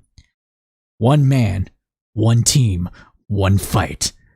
Live in the metaverse, coming through you through the Internet of Things. We're going to come for your brain, and we're going to meld it to what we want. Now that's a conspiracy thing I can get behind. I, for one, welcome our supreme technological overlords. All hail the robot. Moving on. But he so far has been unable to address stagnating user growth and shrinking engagement from Facebook, the product, in key areas such as the United States and Europe. Worse, the company is losing the attention of its most important demographic, teenagers and young people, with no clear path to gaining it back, its own documents reveal. Losing all that good share to that TikTok, tickety-tock on the clock that it doesn't stop, giving that data to China. Everybody, if you're on TikTok, China has all your secrets. Just saying. It's true. There's nothing you can do about it. So it continues to expand its reach and power. Facebook has pushed for high user growth outside the United States and Western Europe. But as it expanded into less familiar parts of the world, the company systematically failed to address or even anticipate the unintended consequences of signing up millions of new users without also providing staff and systems to identify and limit the spread of hate speech, misinformation, and calls to violence. Importantly in here, Afghanistan and Myanmar, extremist language has flourished due to a systemic lack of language support for content moderation, whether that's like human or artificial intelligence driven. In Myanmar, it has been linked to the atrocities committed against the country's minority Rohingya Muslim population. If you've earlier in this program, when the genocide was on the lips of everybody's mind and on the cusp of their minds, and everybody's paying attention to international affairs, we covered that pretty extensively. Essentially what happened is the Facebook said, we want the people, but we don't want to pay to have the people to do what we need. So we're just going to send it out there and like not do anything. Not try to combat fake news or conspiracy websites or people literally going on there and saying to go murder other people. Things that aren't free speech because they wanted that sweet, sweet bucks. Zuck bucks. Get zucked, fuck. But Facebook appears to unable to acknowledge, much less prevent, the real-world collateral damage accompanying its untumbled growth. Those harms include shadowy algorithms that radicalize users, pervasive misinformation, and extremism, facilitation of human trafficking, teen suicide, and more. Internal efforts to mitigate such problems have often been pushed aside or abandoned when solutions conflict with growth and, by extension, profits. Backed in a corner with hard evidence from leaked documents, the company has doubled down on defending its choices rather than try to fix the problems. Now, this will be me just slightly defending Facebook here. Facebook should not be as big as it is. It is unmanageable. Not unmanageable. It's unmanageable. Without AI doing deep dives into everybody's thing and learning to act as you online, the amount of what it can do is pretty sparse. Now, artificial intelligence, natural language processing continues to make leaps and bounds as we ingest more and more information into larger and larger databases, thousands of petabytes. What is that? A tetrabyte? I think it's a tetrabyte, right? Tetra. Yeah, I think that's how it goes. Tetra? I don't know. Regardless, all these things, data, allows us to make more informed decisions about what language actually means. But if you have been on Facebook, and I know a lot of my audience has been on Facebook, you know how trashy its algorithm is. If you tag a person and say one negative word, hey, you're getting banned, buddy. If you're an American. But if you're, say, one bad word and wrote genocide and you're a person from, we'll say, Myanmar, they won't know because they don't know. They don't speak the language. That's the kind of things that we're seeing here. Continuing on. At the heart of these stories is premise, which is false. Yes, we're a business and we make profit, but the idea that we do so at the expense of people's safety or well-being misunderstands where our own commercial interest lies. Facebook said in a prepared statement on Friday. The truth is we've invested $13 billion and over 40,000 people to do one job: keep the people of Facebook safe. 40,000 people to police 30 billion people. What is that? Well, let's do the math here. So 40,000 divided by 3.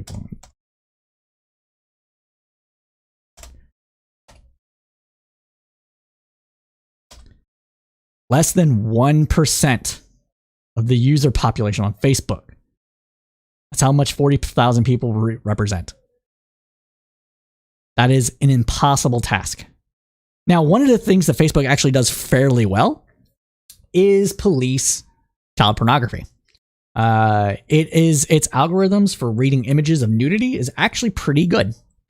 And it catches it fairly decently. It's one of the things they've actually been adamant about preventing their entire existence, probably because they wanted kids to get on the platform. Now, while it polices the images, does it do anything to police people sharing links and everything like that?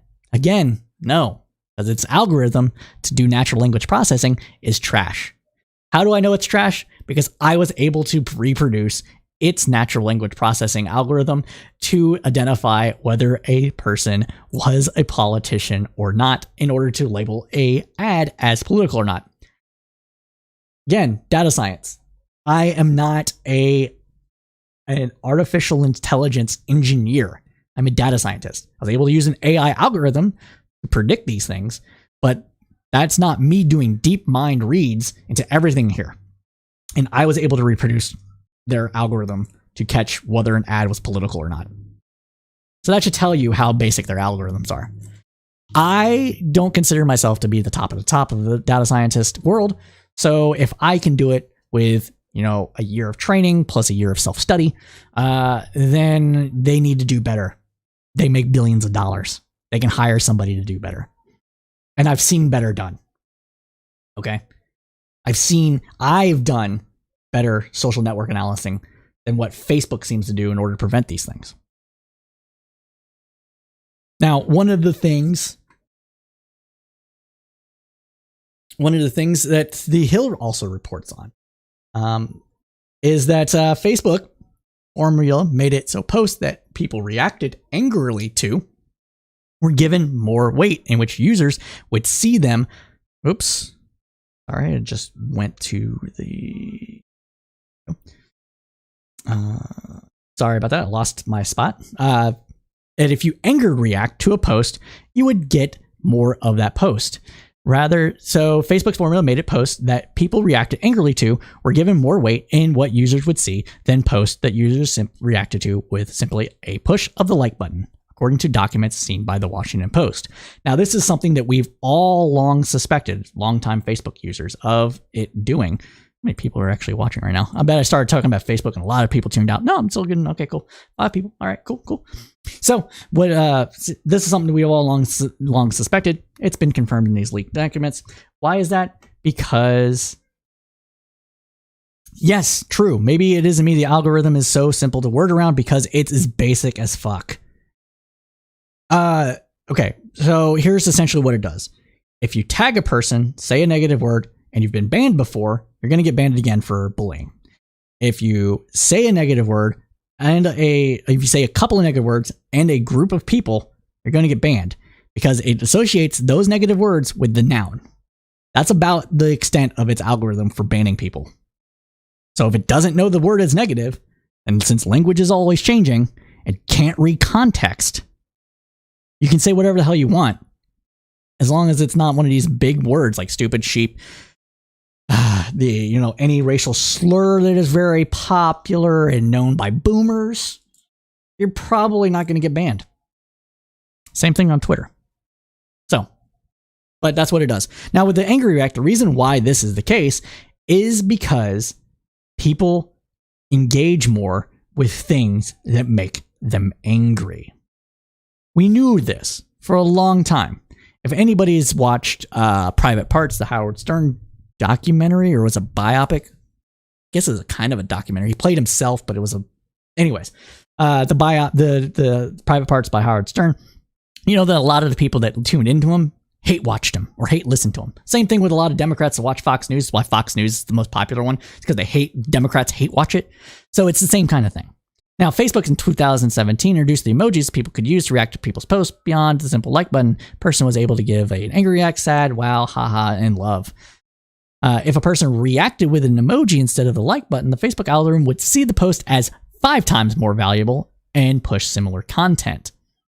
The document showed Facebook staff immediately were skeptical of the plan, with one staffer saying it could open the door to more spam, abuse, clickbait, inadvertently, according to the Post.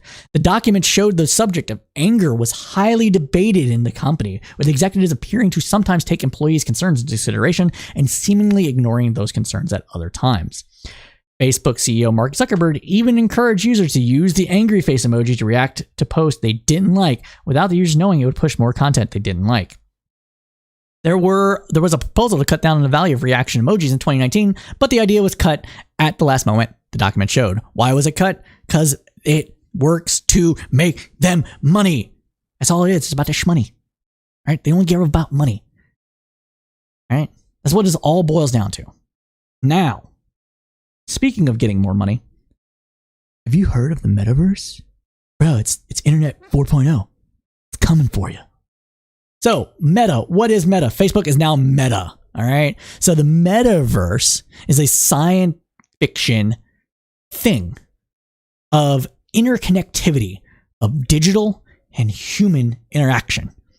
Think of, hackers or any old school VR. I'm going to pull it up on my pad and we're going to do this and it's going to show on the screen and I'm going to be wearing a headset and I'm going to feel it, man. I'm going to feel it. Physically feel it. All right? That's the meta.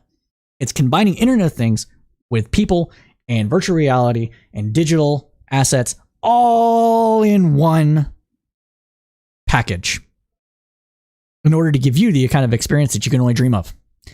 Now, I, for one, also am looking forward to the metaverse because I really, really, really, really want to play actual VR. Sword Art Online, you're a real one. I want you without the death, all right? I don't want to die. I want to coolly kill things and be like killed while playing a video game. It'll be cool, right? Think it, do a move, feel like you're doing the move because it's hacked into your brain. I'm looking forward to that. But I don't want to do it if Facebook's doing it. Can you imagine if Facebook knew your inner thoughts? Ugh. So, we're not... tell me, honestly, everybody, tell me what you think about this Meta thing. Now, Facebook is changing its name to Meta so they can get rid of the Facebook stuff. And Mark Zuckerberg is like this huge techie. And he's like, I'm going to change the world for the better. Or some bullshit. But it's mostly a PR thing. They're hype. They're coming in to... Oh, this is why they have awards comps in the comments. Yeah, yep, they're stealing that. They're stealing that from Reddit, though. More and more Facebook turns to Reddit, the more and more I'm just like, man, let's just go to Reddit, bro. Go to Reddit. It's better. Better. There's more people. There's less people using Reddit. But at least I can automatically ban people from the Reddit and words and things like that. Can't do that in the groups without getting the group messed up, man. But this whole Meta thing is a rebranding. They're trying to tap into that sweet 1980s sci-fi nerd boner. Get that release. Get that money. So tell me what you think of Facebook claiming to be Meta. So Meta. We're going to say that when every time Facebook fucks up, it's so Meta. And it's just going to promote them. It's going to make them more money. And what I'm saying is you can't fight it, everybody. Join it. Join the Meta. But tell me what you think about in the comments below. Like, comment, subscribe, share us with your friends. All right? Hit me up on Twitter. We're trying to grow here. We're trying to do big things in our community. All right. We are making great time. I think I want to actually jump to economy topics right now. So let's talk a bit about the economy. Everybody's favorite subject because it's about money. See what I did there? So consumer prices and inflation. The media continues to both portend gloom and doom and champion the economic recovery under Biden. Let's parse out the reporting and see if we can find a balance. First, let's start looking at something from CNN. CNN Business reported on Tuesday. American consumers are feeling good again. Supply chain issues and sky-high inflation have done little to knock consumer confidence as people plan to spend big on big-ticket purchases, such as houses, cars, and major appliances. And that's a strong signal that consumers' spending will continue through the holiday season and the end of the year. The Consumer Confidence Index rose to 113.8 points in October, beating expectations. And reversing a 3-month downtrend, according to the conference board, which puts the index together. It was the highest level since July when the index stood at 125.1 points. Consumers' perception of present conditions and expectation for the future also both rose, reversing the same 3-month downward trend. Americans are feeling better in large part because their concerns about the more dangerous infectious Delta variant have eased. This also showed up in people's plans. Nearly half of the respondents to the consumer survey said they intended to take a vacation in the next 6 months, the highest level of prospective travelers since before the pandemic. While short-term inflation concerns rose to 13-year high, the impact on confidence was muted, said Lynn Franco, the conference's board senior director of economic indicators. Last month, for example, consumers' prices inflation ticked back up to a 13-year high it stood at in June and July. Remarkably, though, Americans seem somewhat unfazed by the price increases, especially as surveys respondents say they expect prices to rise even further. American households are in good shape and can absorb the higher cost, at least for now, and most of that is due to the job market, said Jennifer Lee, senior economist at BMO. And though the share of those respondents finding that jobs are plentiful slipped a bit last month, the share of those who find the jobs are hard to get fell even more. So it means people are able to find jobs. Jobs. Man, what was it? Democrats don't care about jobs, but we getting all the jobs under a Democratic president? I don't know. Maybe it's a little bit partisan to say. I mean, it's not Biden's fault that the economy is recovering, and it's not Trump's fault that COVID happened, but it's kind of Trump's fault that COVID happened as badly as it did. I don't know. It's all a thing. With the labor market recovery coming along, high inflation may be sustainable for a while before prices get so high that people begin to reconsider large purchases. So, according to CNN Business Yesterday headline, here's why Joe Biden's economy is heading in the wrong direction. See, even CNN's like fighting with itself. Inflation, but consumer confidence. Inflation, but I want to go on vacation. Go on vacation. Don't worry about inflation. It's transitory. Supply chains are fucked. Supply chains will get unfucked. Going on to what they reported. From supply chain chaos to worker shortages, Americans' economy recovery ran into some serious challenges in the third quarter of the year. Economists polled by Refinitiv expect between July and September, America's economy grew at the slowest pace since the recovery began, an annualized rate of 2.7%, and a massive step down from the 6.7 rate in the spring. Now, annualized means year over year, so you take the year, so what is this? So July and September, so you take that quarter, and you compare that quarter to the previous year, and you say, okay, they improved this much or decreased this much, that's the year over year thing. Now, if you're comparing spring of 2021 to spring of 2020, you're going to see more growth because that was during the beginning of the pandemic versus the end of the pandemic. Things are going to normalize, especially after supply chain issues get fixed. Moving on. At 2.7%, the pace of U.S. gross domestic product growth, the broadest measure of the economic activity, would pretty much be where it was before the pandemic. Growth rate in the third quarter of 2019, for example, was 2.8. Oh, it was only 2.8 in 2018. Go figure. So it's not terrible. It's just bad news by recovery standards. Supply chain bottlenecks sharply curtailed activity last quarter despite the massive stimulus spending, said economist at Action Economics. For the Biden administration, it means the White House and lawmakers have their work cut out for them to get the recovery back on track. Pass the Build Back Better plan, and you will cause a boom in economic growth. Jesus Christ, I wish I was in the fucking office. I don't live in Arizona, but if I replace Kirsten Sinema, just saying this stuff wouldn't be happening right now. Just saying. Taking it back. Washington said that it will work with ports to resolve shipping backlogs, which sounds promising, but right now, some $24 billion worth of goods are still floating on container ships outside ports of Los Angeles and Long Beach. We expect a return to form from the American consumer in the first quarter of the year, said Joe Bursles, chief economist at RSM-US. In fact, the hope for a robust holiday shopping season might already have helped with GDP growth in the third quarter. The major catalyst for growth during the third quarter will almost certainly be a strong period of inventory building ahead of the traditional holiday shopping season. But even though since the economy is improving so much, and since people have been told for the better part of a year, you're an essential worker. We need you to work. The rest of us can thrive. You, the fast food worker, are an American hero. You, the grocery store bagger, thank you for your service, has led to the largest, most sustained labor strikes in nearly 100 years.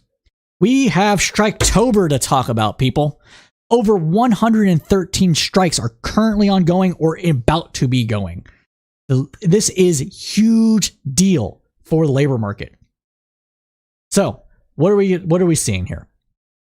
We're seeing a combination of people saying, "Hey, I don't have to put up with your shit anymore, man. You're going to treat me with respect, the respect that I deserve, the respect you told me I deserve. Or I'm not taking it anymore." Rise up, workers. Workers are united. World, unite. Power to the people.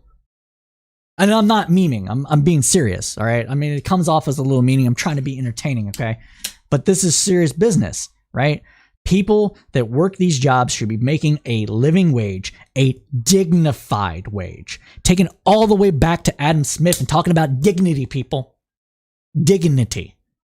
You need to pay a person enough to sustain not only their life, but maintain their dignity, or they're going to be problems. Pretty much every revolution has been seen throughout history has been preceded. That's the word I'm looking. Preceded by a loss of dignity from the proletariat. Man, I'm taking all the words today, man. Thank you, CSP Niski. Costco just raised their minimum wage to $17, and Starbucks just raised it to $15. We're seeing growth. Striketober. No contracts, no snacks actually brought Lay's potato chips to the bargaining table. Kellogg's still on strike. Don't buy any Kellogg's cereal. Buy the cheap stuff. I know it might not taste as good, but you're helping a worker get what they deserve. Moving into the copy now. Labor shortage may be the most intractable of the cost risk that U.S. companies faced in the later quarter, and as the earnings season moved into its peak, there are signs that the problem will persist, some strategists say. Finding and paying for workers is a challenge. Investors are paying close attention to third quarter results as third quarter results come in with supply bottleneck and high energy and other commodity prices among other key risks for companies. The coming weeks, which brings results from the bulk S&P 500 companies, should give investors more clues on how long labor pressures could persist. Quote, "We're going to see it come up in the next couple of quarters as we try to continue to reopen. The reopening was delayed by the Delta variant, so we haven't seen the full impact of the labor shortage," according to Mace McCain, Chief Investment Officer at Frost Investments. Goldman Sachs strategist wrote in a research note ahead of this week that there have been tentative signs of improvement from supply chain data and commodity prices, while labor markets tightness could be a challenge for many companies for years. Our economists expect COVID-related pressures on labor market supply will ease in the coming months, but forecast a U.S. unemployment rate of 3.5% by the end of 2022, meaning companies will continue to face many of the labor market challenges they face today. Now, Striketober is happening because people are tired of putting up with your fucking shit. All right? They want the respect that they deserve.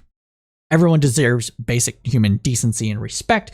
Even the most scummy of people on the planet shouldn't be dehumanized. There's some things for shame. Shame can be used. It's a useful tool.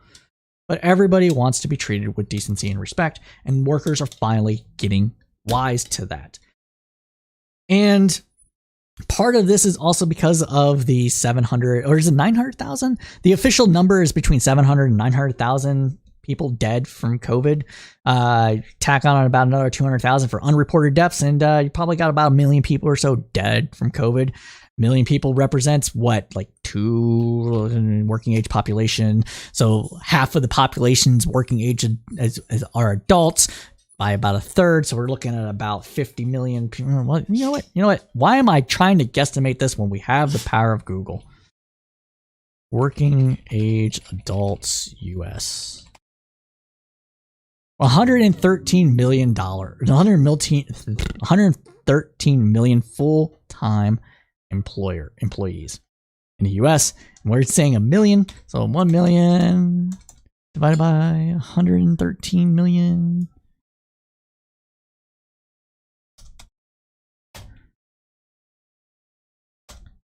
Oh, look at that. No, wait, that wasn't right. Yeah, a little less than 1%. A little less than 1% of the US population died. Working age population. The amount of people. Now, not all of them are working age population. Probably about a third of them were. Although more old people are working into retirement because many reasons that suck. So we can say that, 350,000 or so of those people were working age adults. We can also say that people retired early because people that worked from home during the pandemic wanted to continue to do so because they like the flexibility of working from home does. Not only that, working from home didn't actually impact productivity all that much, or at least productivity enough to hurt the bottom line too much. So people retired early that wouldn't give them that. People were rethinking everything. So this is why these labor pressures exist. Let's see. Our economists expect COVID-related pressures of the labor market supply will ease in the coming months, but forecast a U.S. unemployment rate of 3.5% by the end of 2022, meaning companies will continue to face many of the labor market challenges they face today. It occurred to me that 1 million people could die from COVID, but would hold that number.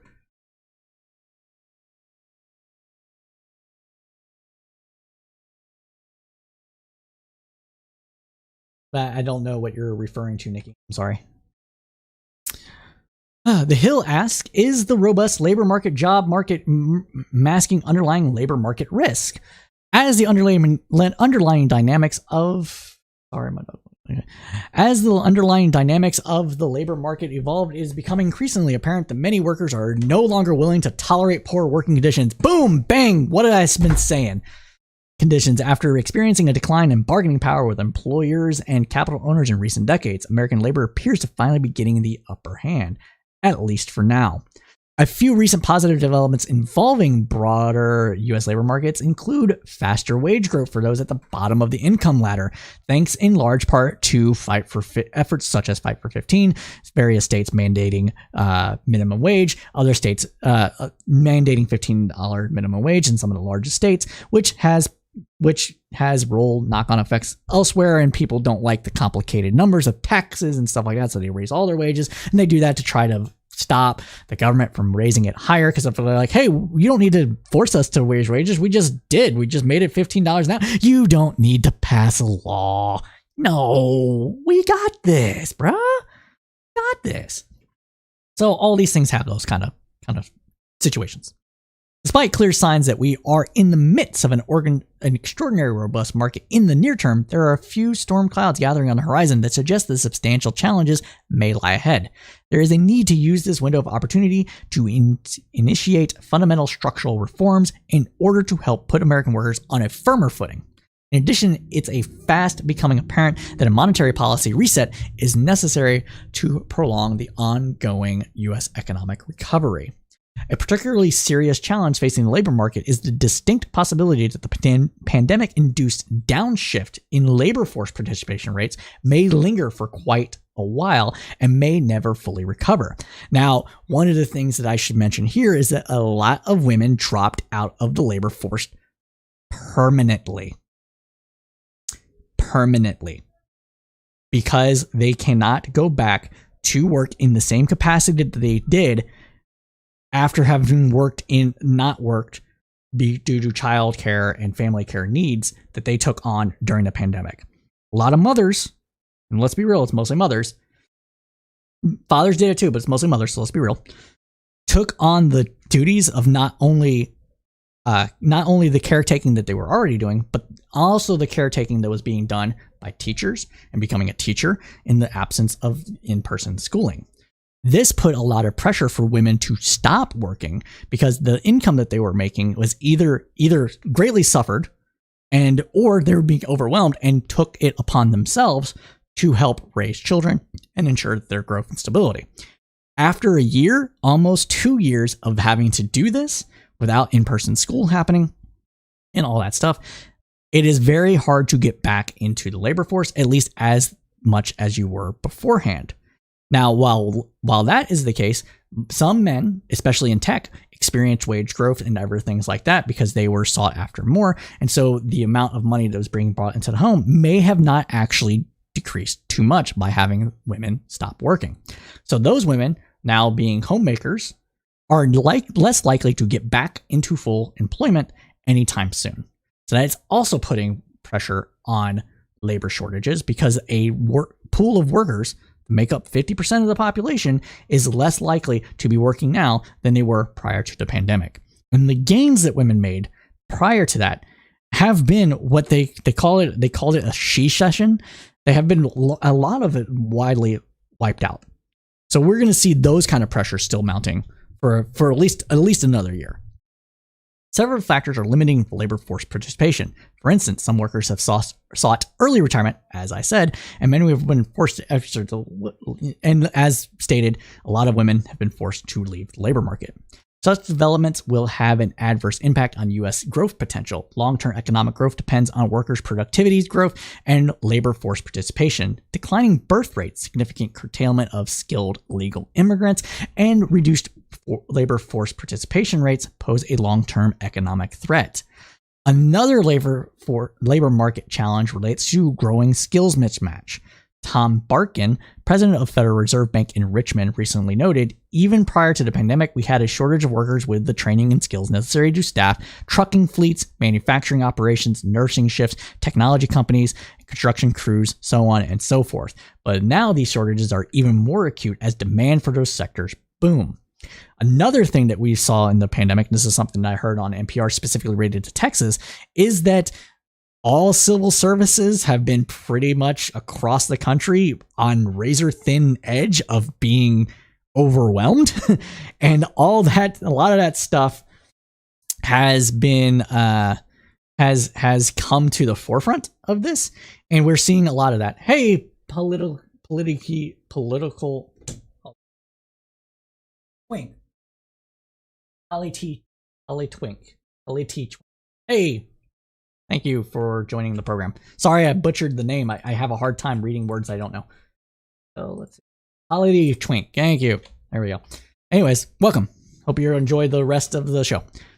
There is a dire need for skilled tradespeople. And truckers have been experiencing a labor shortage for a decade. People don't want to do the long distance commuting and everything like that. And so it's just all sorts of stuff that's happening. So there is a dire need for skilled tradespeople, plumbers, construction workers, electricians as well. But for a variety of reasons, the pipeline for these relatively well-paying professions has dried up. I think the main reason of that is because, old Gen Xers and boomers, and this isn't talking shit, this is just reality, have pushed millennials and Zoomers to avoid those jobs because they didn't want us to do the back-breaking labor they did and not enjoy their twilight years as much because they are broken. And so I think that's the primary reason there. Even President Biden's infrastructure goals are threatened by shortage of trained workers. Restoring dignity to such careers is necessary to attract a new crop of trainees. Again, you got to pay people what they're worth. Too much attention has been devoted to getting high school graduates into four-year colleges and not enough to offering alternative pathways for attaining skills training and for obtaining high-paying jobs. It should be noted here that a lot of the trade skill jobs pay after 10 years or so comparable to a high-wage tech job. If you can become a journeyman plumber and start your own business, you could easily be pulling in 6 figures a year while paying other people to do plumbing. Like, you can be a boss. I'm not saying it's not hard, but it's not as hard as some people might have thought it was. Well-intentioned politicians aimed at boosting four-year college enrollments are often misguided as they ignored the reality that high school graduates differ significantly in their level of college preparedness and personal interest. Such efforts have eroded the quality of college degrees. Both grades and degree inflation are up and led to the commodification of higher education. Not only that, while a lot we're seeing that in the amount of men dropping out of college because they don't feel that it is worth it to them, either because they're not prepared for it or what have you. And so we're seeing that as well. In fact, we reported on this program before, but in fact, the amount of men being admitted to college is actually higher than it would be absent of that drift of men going to college in the first place. So schools try to create parity between the genders or sexes, genders, sexes, whatever, to try to get parity between male and female enrollees. And so some women might not have been accepted to college to give a man a shot at college because they needed more men there. I think this is a holdover from college being a, what is it? What am I thinking of? Oh yeah, from college being a freaking class signifier more than anything else. When women go to college to meet their husbands, men go to college to get better jobs, blah, blah, blah, blah, blah. And that's what we're seeing somewhat here still. All right. Location mismatches are also a growing concern. In response to the pandemic, many residents moved from dense, high-cost urban centers to suburban and rural areas. Some of those with the potential to work remotely have moved to different states. Such geographic mobility has created significant shifts in demand for and supply of labor across different locations. An excellent news report from Goldman Sachs indicates that there has been a bit increase in location mismatches in recent months. Finally, there is a strong case for resetting U.S. monetary policy to prolong and sustain ongoing U.S. economic recovery. By this, we mean keeping rates low to pump up the economy in order to keep it running a little bit hotter to alleviate these issues. With higher inflation, people are more likely to invest because they're going to get more money from their investments, and sitting on it is not as good as investing in it because it's going to be worth less the next year. So that's the idea behind here. There are growing signs that the slack in the U.S. labor market has largely disappeared. A recent study by the Federal Reserve Bank of Dallas noted that, quote, the weaker than expected August labor market report should not obscure the labor market's ongoing and significant progress while recovering from the COVID-19 pandemic. Our analysis shows, both overall and among major subgroups, the unprecedented labor market slack created in 2020 has been absorbed. All right, we have been streaming for about 2 hours now, so we're going to go ahead and wrap this up with some news of the weird. And what are we going to talk about today? I think we're going to talk about Pablo Escobar. Cocaine hippos. What? Cocaine hippos. Yes. For those that might not know, Pablo Escobar had pet hippos. There have been, and those hippos were left to roam the countryside after Pablo Escobar was imprisoned and died. And it's actually become a problem because they are acting like an invasive species in Colombia. More than 80 hippos previously owned by Colombian drug lord Pablo Escobar have been a unique distinction in U.S. law. They are the first non-human creatures to be legally considered people. What? Why? What is this? Let's find out.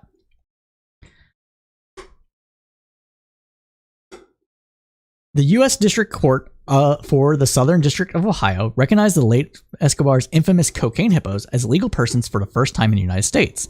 The hippos are descendants of 4 illegally imported by Escobar.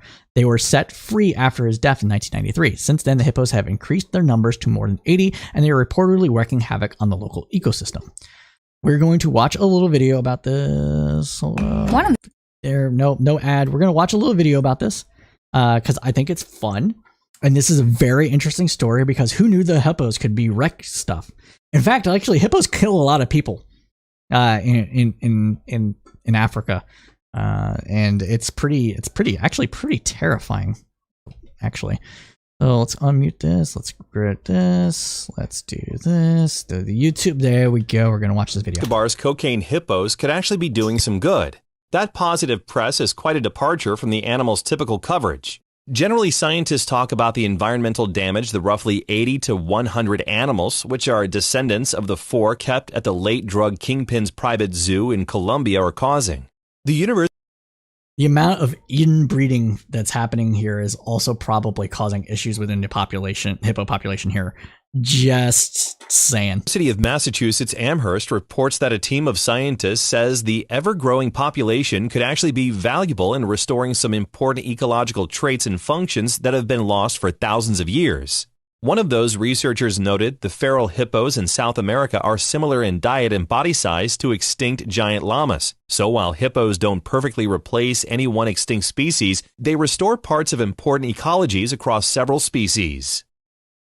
Oh, that's very interesting.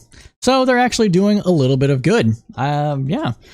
I don't know. I think invasive species are a problem just in general. We see here in Texas we have zebra mussels they're a very big issue with the local waterways, tearing up boats and fish and that sort of thing. Even though that these might represent some llamas that were dead for like 1,000 years, the ecosystem is adjusted, and maybe you just need more llamas rather than hippos. Hippos are vicious. They're vicious, man. Vicious. But I want to know what you think. What do you think about the hippos being designated as U.S. persons? Let me know. Hit me up at crowdsourced poll, crowdsourced poll with an ED, crowdsourced poll on Twitter. But with that, everybody, I am sad to say that we are actually out of time. I know you liked what you heard because you stayed with us to the end, so go ahead and smash that like button for the algorithms. As you heard it with Facebook, it actually does really help us out. Again, if it wasn't for you, our listeners, I would just be tonight, be just a person shouting into the void that is internet. So thank you for joining me tonight.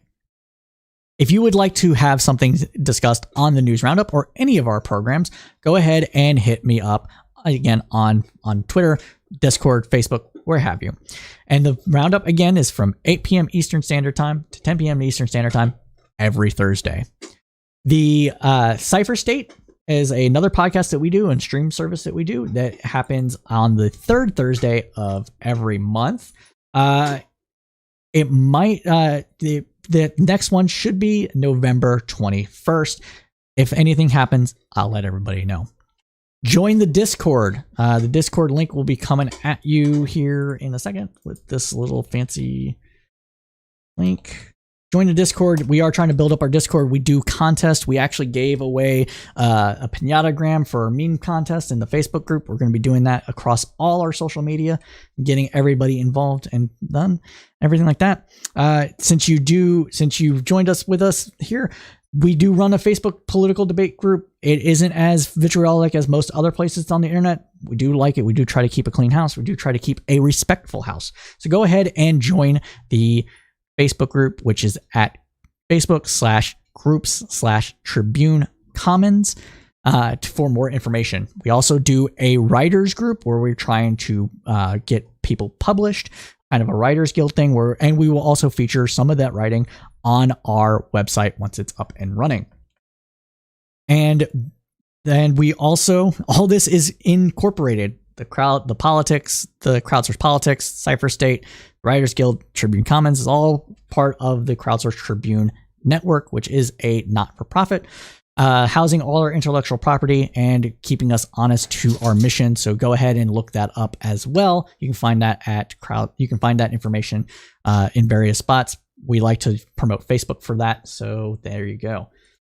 Let's see. The Discord link. Yeah, just give me 1 second. Let me pull it up. I normally have there should be a bot running, but I don't think it's running right now. So I'll give you a permanent link that I have for Discord here shortly. 1 second. Let's see. Twitch. Now that's all right. Here's the Discord link. Why isn't it?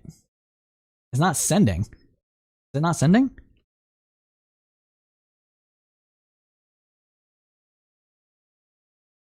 Okay, I guess my chat went away. So there you go. There's the Discord link. It's posted in our 3 things. But again, everybody, thank you so much for joining the News Roundup. And as we say at Crowdsourced Politics, keep your head up.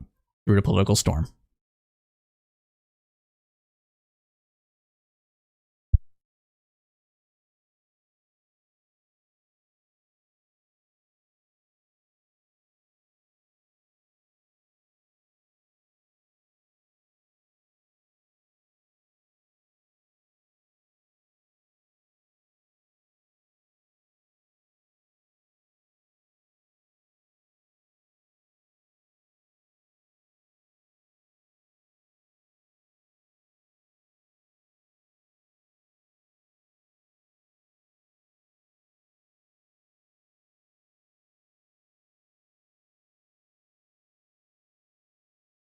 Any reason to believe there was a conflict of interest, I would do that, but I cannot. Why do you refuse to answer the question? Why won't you just say no? I'm sorry. You're not going to answer the question? I'm sorry. Ask the question again. Did you seek an ethics opinion? I'm saying again, I would seek an ethics opinion in